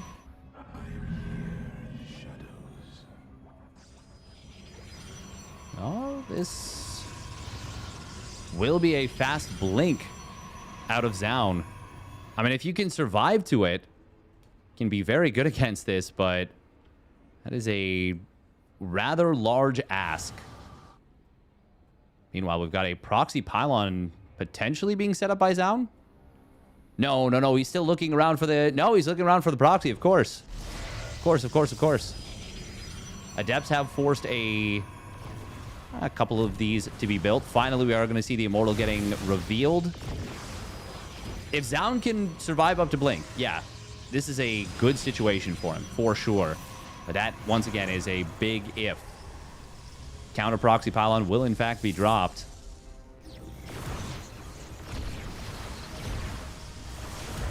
Immortal is going to be able to shonk away at this gateway. Barrier does get triggered, though, on that Immortal. Oh, nice force fields. Finds a Stalker and gets the Sentry as well. And that's going to drain the entirety of the shield battery. And get the kill on both units. This is already looking so bad for Zoun. Classic finding so much value with this proxy robo. One gate already dead. Another Immortal going to be popping out in a moment here for Classic. Oh, the Prism, though. Ooh, gotta be careful. Oh, Zoun could have potentially made a dive for that, but there were force fields available. Blink is going to complete in a moment. Best situation for Zoun. Oh, he's going to lose his gateway here. He's down to just one at the moment. Best case scenario is Classic Lifts up the Immortals into the Prism, and it gets taken down. There is the blink forward, though. He snipes the Prism, but the 2 Immortals are still going to go to work. Probes are going to be pulled. 1 Immortal does go down, but this is still looking like I think Classic can just win right now. Sentry not able to get targeted down there. Zoun, oh man, he's going to try and blink back in on top of this, but he's going to lose way too much. Classic. Oh, he doesn't even lose the Immortal. Classic takes the 2-0 in crushing fashion with that proxy robo.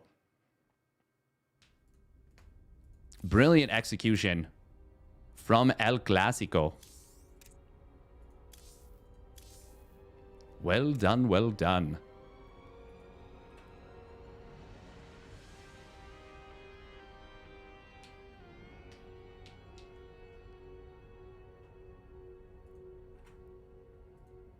And now it is going to be Classic versus Cure in the decider match.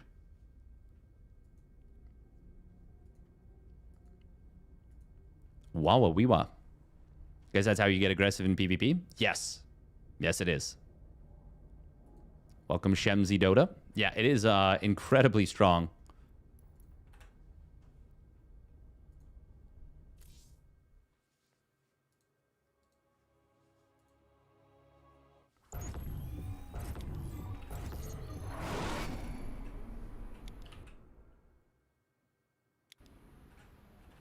All right, we are just going to let the ads clear. And we'll get into another game.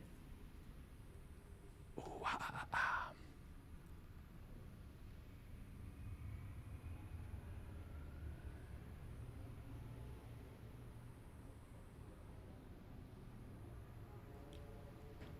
Oh, apparently Twitch has just announced that creators that had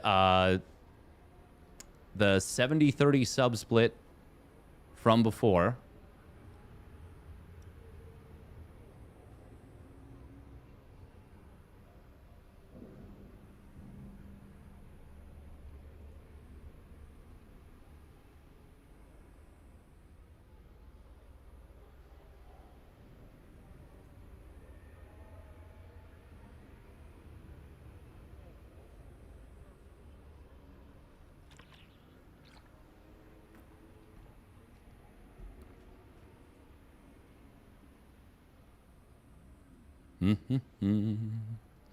Ba-dum-bum.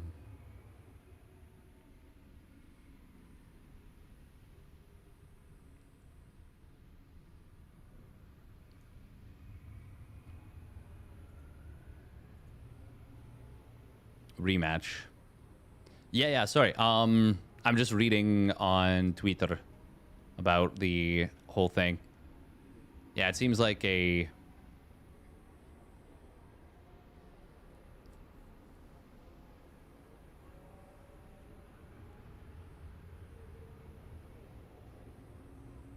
pretty far from ideal situation. They're definitely setting up to revoke legacy stuff.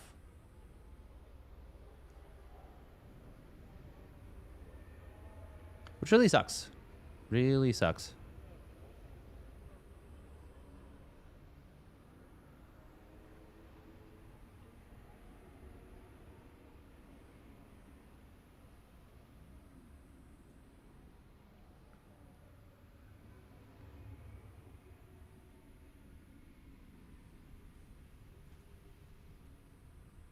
Hits over.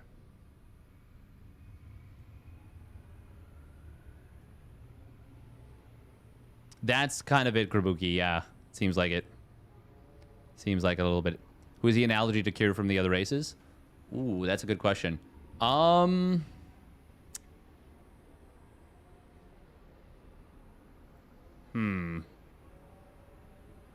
Probably.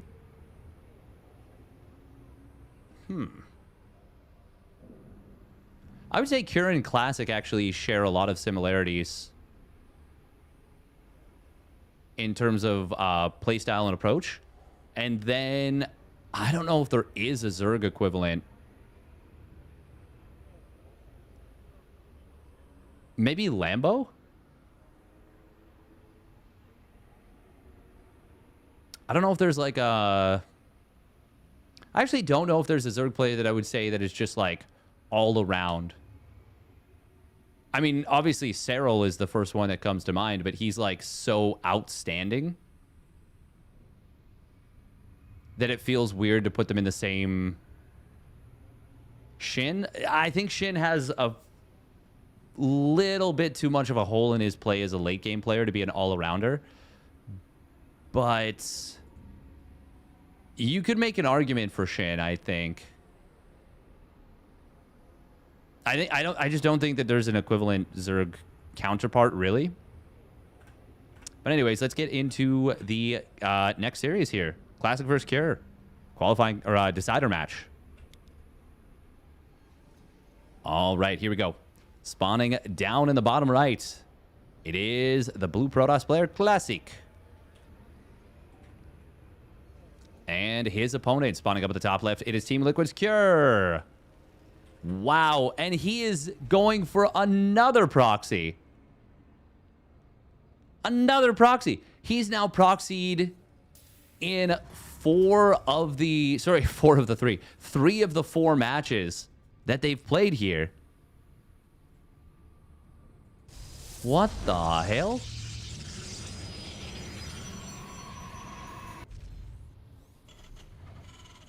It would be so cool if he did like 4 different or even 5 different proxies all off of one barracks. Because in the first game he played, barracks at home. Then the second game he proxied the barracks, built a tech lab, and then built a couple marauders and a factory at home eventually to rally a Hellion forward. Like, it got up to 4 marauders, actually. That got held. In the third game, he proxied a barracks, built a marine, then proxied the factory, built a reactor, and did a proxy 1-1-1 with a siege tank push. And just crushed his opponent. Oh, man, is he... Oh, wow. Wow, we're proxying a factory again. No way. No way. We're not doing the same build again, are we? It might be the same build out of Cure. No one expects the Spanish Inquisition, and they definitely don't expect it twice. That is so freaking neat. Cure is so neat.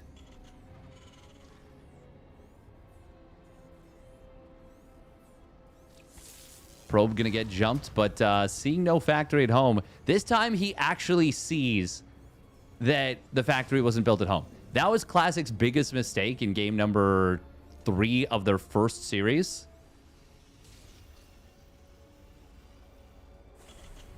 This is going to be the exact same setup from Cure.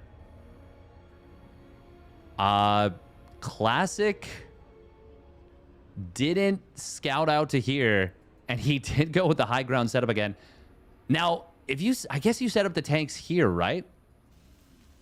Yeah, that's going to be really scary. Classic putting his probe on patrol.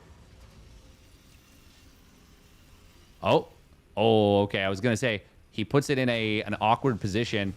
Losing this probe would actually suck quite a bit. And it's not safe at the moment. You can see he's barely sending it back. Cure. Building a second barracks. Wait, what? So he's going to hit, like, later? Okay, that was a depot. I was like, what is this? What is this for? This is actually going to force a fair bit of lost mining time for Cure. He adds an additional SCV at home. Classic for his part. Adding a robo, another gateway. Cure does not want to let this last for a while. Okay, marine tank drop. Oh, this is so cool. The siege tank actually one-shots probes in its siege mode. But obviously, you got to be careful when you siege it. You got to be careful about sieging it. 4 probes. That's actually a lot of damage early on there. And yeah, that's really good for Cure. Oh, he's going to dart back in. He dropped the marine out to heal it and then sends it back in. combat shields being added in as well. Oh, we're going to see a break attempt here. But Cure already has a tank sieged up, and this is not good for Classic. He should not be doing this. Ay. Gotta be very, very careful. Probe on the other side of the map. Dropping a pylon here. Oh, that's actually quite nasty. He doesn't have a lot of gates, but he does have warp gate done. Cure putting 8 Marines into his opponent's natural. Classic lost a lot of probes, and he never rebuilt them. He's been focusing on unit production. Cure has 3 siege tanks now out. Pylon on the other side of the map will get cleaned up, and the probe was killed as well.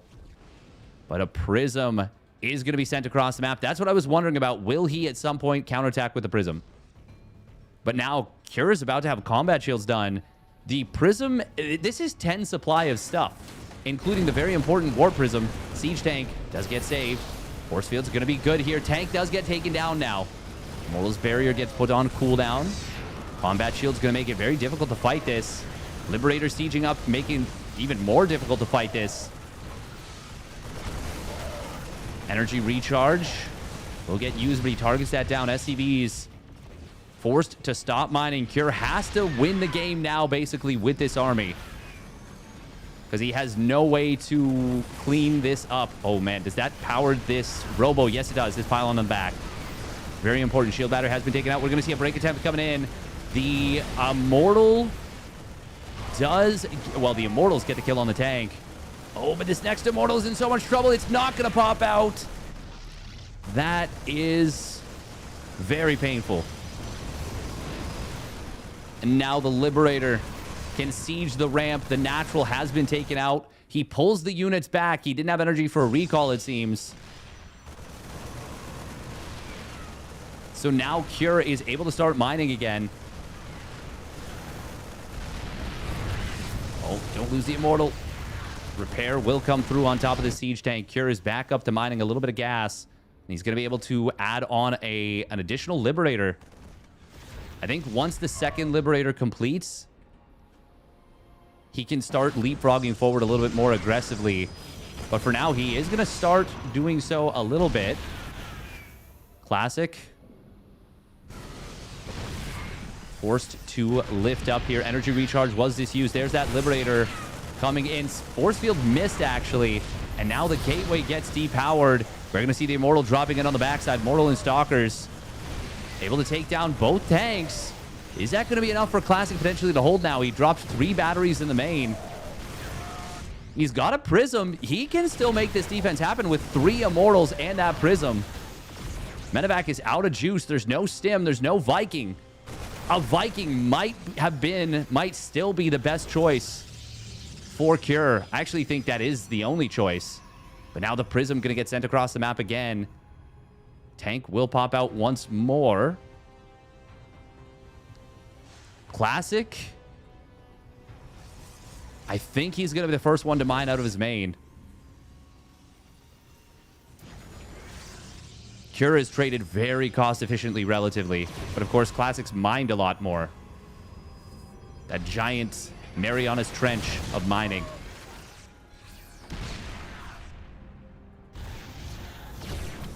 Another barracks being produced on the other side of the map. Cure, is he going to just send the SCVs all the way across the map at this point? At this point, could... Nah, you wouldn't want to give up the depots, but they're going to get taken out anyways. Cure could theoretically lift the command center and fly to the bottom side of the map and continue to mine there. Oh. Shield batteries are very low on juice. This gateway will get killed again. Classic. Of course, he is mining and his opponent is not. He's forcing Cure to come to him.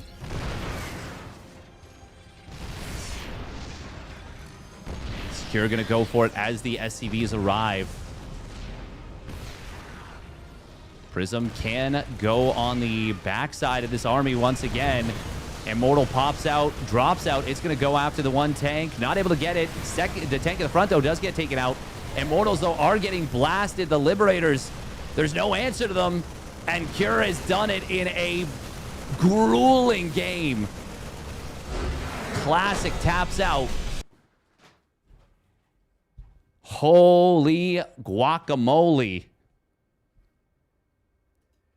That has to have been one of the more tilting games that you could play for Classic there. That was rough. That was a rough one.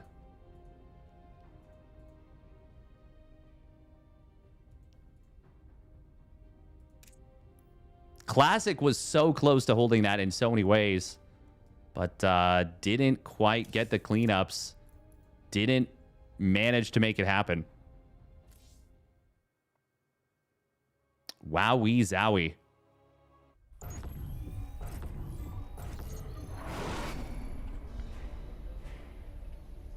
All right.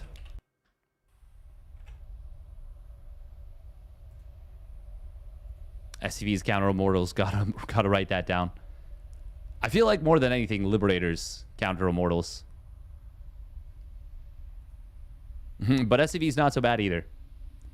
Not so bad neither.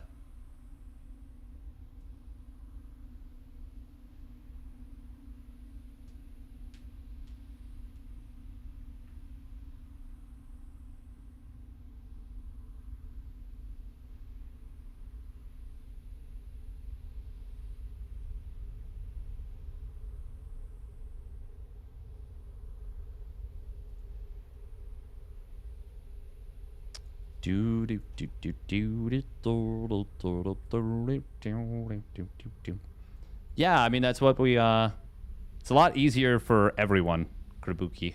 So, glad you're enjoying it too. Well, easier for me and easier for people who wouldn't be able to watch it at 6 a.m. All right, here we go. Game number 2 could potentially be the final one in the series. Spawning out the top left, it is Classic in the blue. And his opponent spawning down on the bottom right, it is Team Liquid's Cure in the red. Damn, that was, yeah, super, super interesting.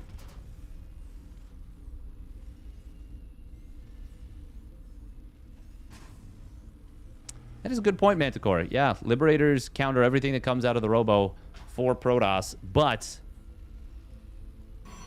usually you're not in a situation where you can get them in a position like that.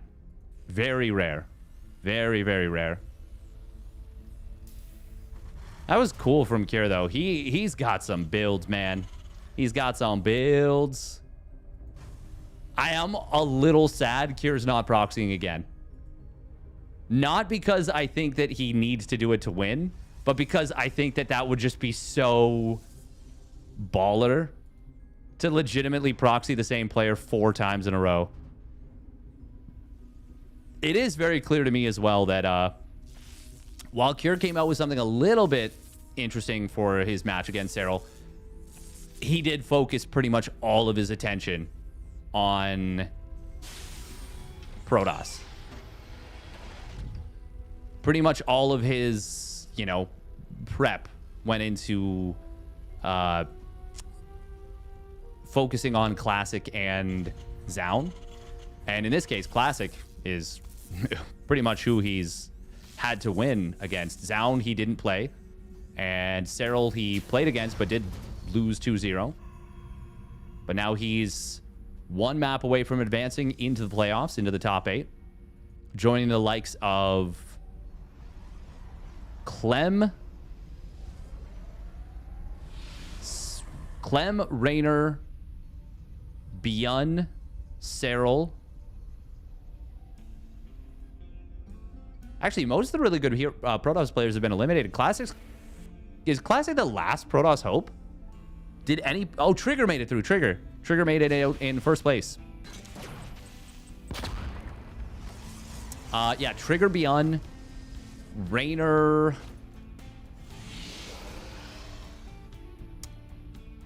Who else was it? Raynor, Maru. And then Clem. Oh, Oh, who is this sixth player? Rogue, Clem Rogue, and Serral. Trigger could end up being the only Protoss to make it into the playoffs. That would be wild. On a patch where Protoss is looking really, really strong right now.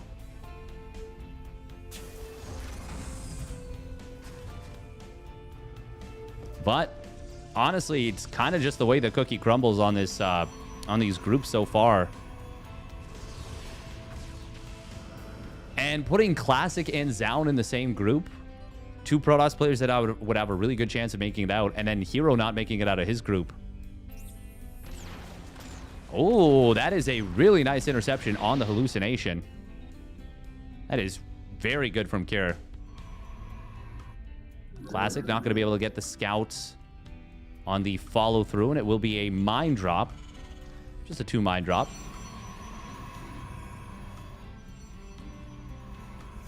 Feels like we haven't had a normal early game yet in any of the PBTs. Actually, I don't even know if we've had a normal early game yet, period, really. We had the most normal early games in Serral versus Cure. Only thing Cure really did that was out of the ordinary was fast double engineering bay, which I guess that's a mix-up. And it's pretty good, but he didn't do anything super, super crazy beyond it.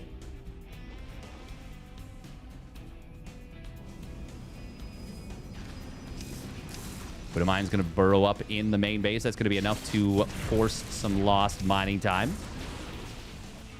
And nice little re-burrow there. Classic.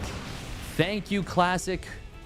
So many Protoss players in the last, like, couple weeks, for whatever reason, have been pulling probes to deal with this, but leaving, like, 4 mining so that you can just keep retargeting as the Terran. And instead of forcing maybe 15 seconds of lost mining, 10 to 15, that ends up being like 30 to 35 seconds of lost mining time because they just don't pull the extra probes away. And it actually is a really big deal in the early game. Nice snipe on the probe at the 3rd, by the way. Oh, this is very good from Cure. Widowmine will get taken down, though. Good zoning on the medevac to make sure that it cannot...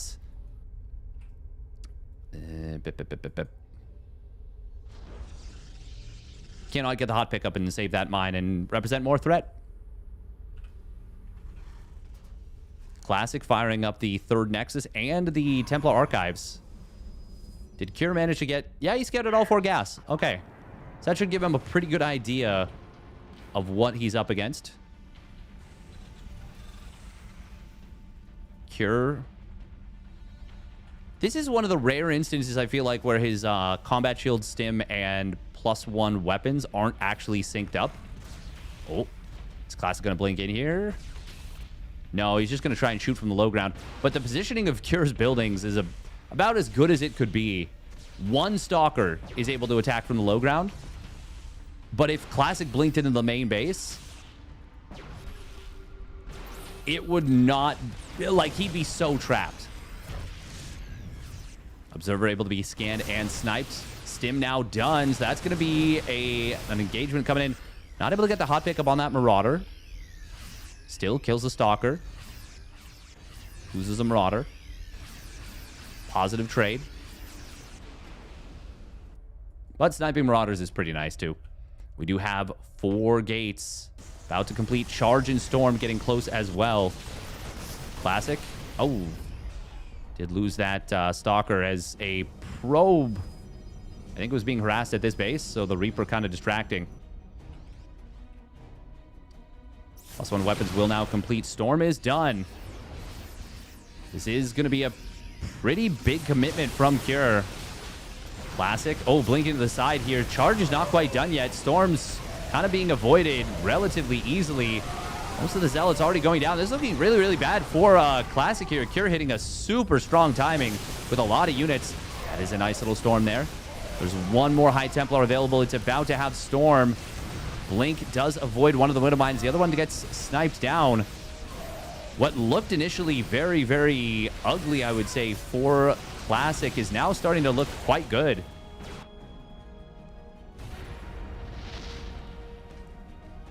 Good defense there on the scramble.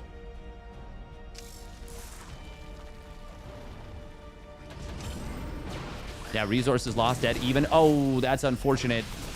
Losing one of those stalkers right there, and he ends up losing another one trying to kill the Widow Mine. Does get the first mine, then engages into the second one. Nice usage of the shrubbery here by Cure. He is really good at turning these little fights around with moves like that. Classic did ultimately survive.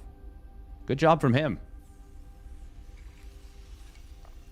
Cure, though, third CC done, starting to land.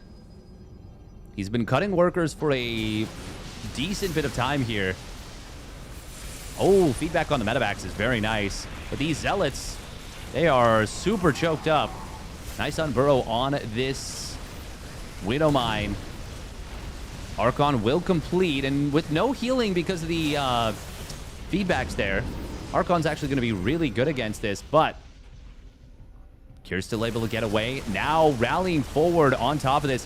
He did kill one pylon, but fortunately the Artosis pylon had a tasteless pylon to back it up. Always have a tasteless pylon. Be like Classic. Always have the homie there to support. Prism. Ooh, this could be a big momentum breaker. And really give Classic a little bit of a respite. And he needs one. He's able to warp in the majority of those units. Oh, this is going to get spotted by just an army that was rallying to the side. Massive drop into the main base from Cure, but Storms are actually really good against this. Zealot drop in the main base. Looks like it's being dealt with reasonably well, but another warp in going to be a problem. Medevac's now kind of stuck on the other side. Zealot at the third getting killed by a very adventurous, intrepid SCV. Doesn't want to use the snipe on the Zealots. Wants to save that energy for EMPs. Unfortunately, the one Zealot actually slipping out to the side for now. Oh man, this is causing such a commotion. Oh, other side of the map. There apparently was a couple of bio units somewhere. Yeah, I guess one of the medevacs did have like 2 Marauders and a Marine in there. Oh, Vikings do pop out. That was not a great recall. Part of the reason why this is still actually going quite well for Cure is that it's 1-1 upgrades versus 0-0. So the trades are quite good here for Cure. Classic, also no additional tech beyond the Templar archives, beyond the High Templar. He does have a very strong-ish looking army. I say strong-ish because it's incredibly dependent on those storms. If the storms go off, it is a world-beating army.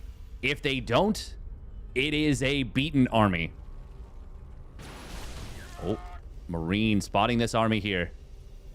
Observer moving forward. Going to be able to provide a little bit of detection and actually reveal these Widow Mines. Scan comes in, though. Immediately deletes it. Zealot drop in the main. Going to try and draw Cure out of position. He pulls back a, not quite a Clem anti-Max Packs drop hit squad, but similar setup. Did the Prism get taken down? Yes, it did. This one Zealot is... it took an interesting route. Oh, God. You got to spread the High Templar. He doesn't. And the EMPs land. Only one High Templar has Storm left, and this has gone from an army to an armiant.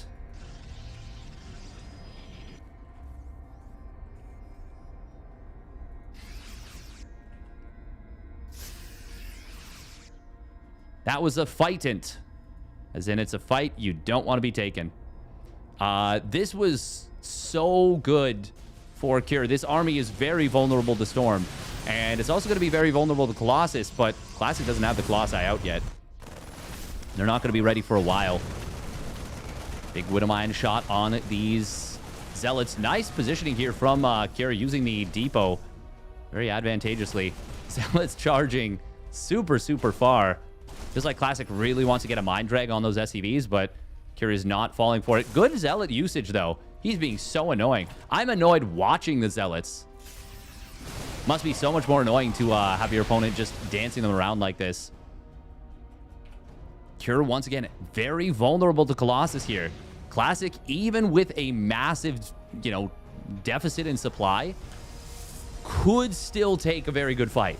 The problem is, it's going to be very difficult once 2-2 completes and once the Viking count gets high. And it's already at 5. 3 more medevacs being produced here. Cure does not need that many medevacs. He's on 8 already. Is he on singles? No, he's on double starport. Yeah, he really doesn't need that crazy of a number of medevacs. Oh, EMP. No, it's going to be Storms initially. Oh, the High Templar on the rally. They go down immediately. EMP now blanketing the rest of the Templar. Going to force the Archon Morph. These Colossi show up with no support. And Cure will absolutely annihilate Classic in game number 2 in that fight. And with that, Cure is going to be the final player making it through. Damn, very well done by Cure. And that is not what I was expecting. We've now got our playoffs bracket set. I do believe we're going to see who's facing who. I don't know what the seeding was. Somebody gave me a little preview on it, I suppose.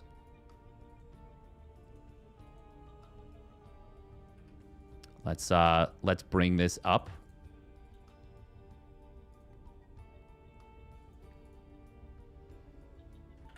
Give me one moment. Ooh. Oh, this is going to be cool. This is going to be cool. We'll bring this up in just a moment. Let me get this set up on the display.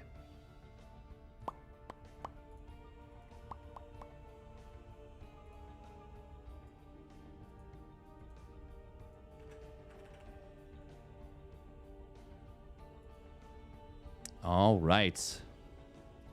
There we go. So, we've got everything finished up here. Raynor Maru, first and second in Group A. Clem Rogue, first and second in Group B. Group C, Trigger and Beyond winning that one. Big surprise in this group was Beyond going 4-0 against Hero on the day. Very unexpected.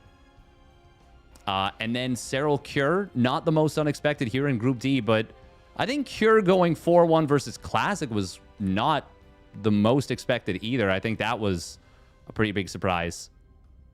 Zoun and Serral, of course, had a very close series. And it really came down to one moment in Game 3 where Zoun got caught. Actually, it came down to a lot of moments. But that's probably the one that sticks out the most, is that big catch in the middle of the map for Serral.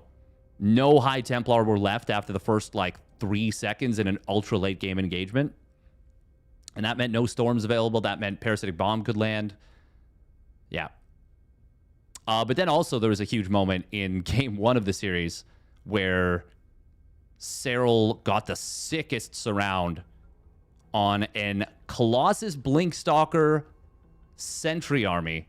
Not a lot of sentries, but enough for a few force fields for sure. With Hydra Zergling. No Banelings, no Vipers, no Infestors, no Roaches. Just Hydra Zergling. And because it was the sickest engagement of all time, absolutely insane surround, Serral was able to win it. Apparently, Queen started out the engagement and got a little bit done too. But best of 5 quarterfinals. Going to be Raynor Cure, Clem Maru, Trigger Rogue, and Serral Beyond. So this is really cool for a lot of reasons. First time we're getting to see Clem versus Maru. TVP, Clem is going to be playing Protoss almost assuredly versus Maru's Terran. And we have not seen that yet. Raynor Cure, that should be a good match. Trigger Rogue, I think, could be a lot of fun. And then Serral Beyond should be very good since, in particular, it is... I mean, Beyond looked super, super strong in his group. Went 5-2. 2-0'd his first match against Hero. 1 map away from advancing against Trigger in the winner's match. And then 2-0'd Hero on the run back. But yeah, very funny to see one of the 2 Protoss players is actually a Terran in this bracket. Very neat. Very neat. When will Clem versus Maru be? It will be tomorrow. I will most likely be covering it at a similar time as today, maybe a little bit earlier in the day. We'll see. But yeah, I think for me, that's going to do it for the YouTube portion of the video.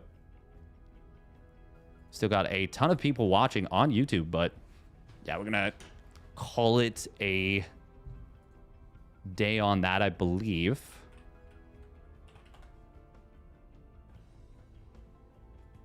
Ooh, the Grubster is streaming his StarCraft 2 action. That's pretty cool.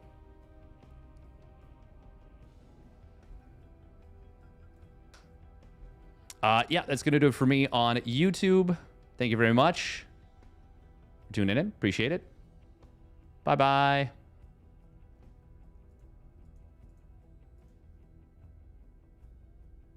We'll be back tomorrow on YouTube. Yep.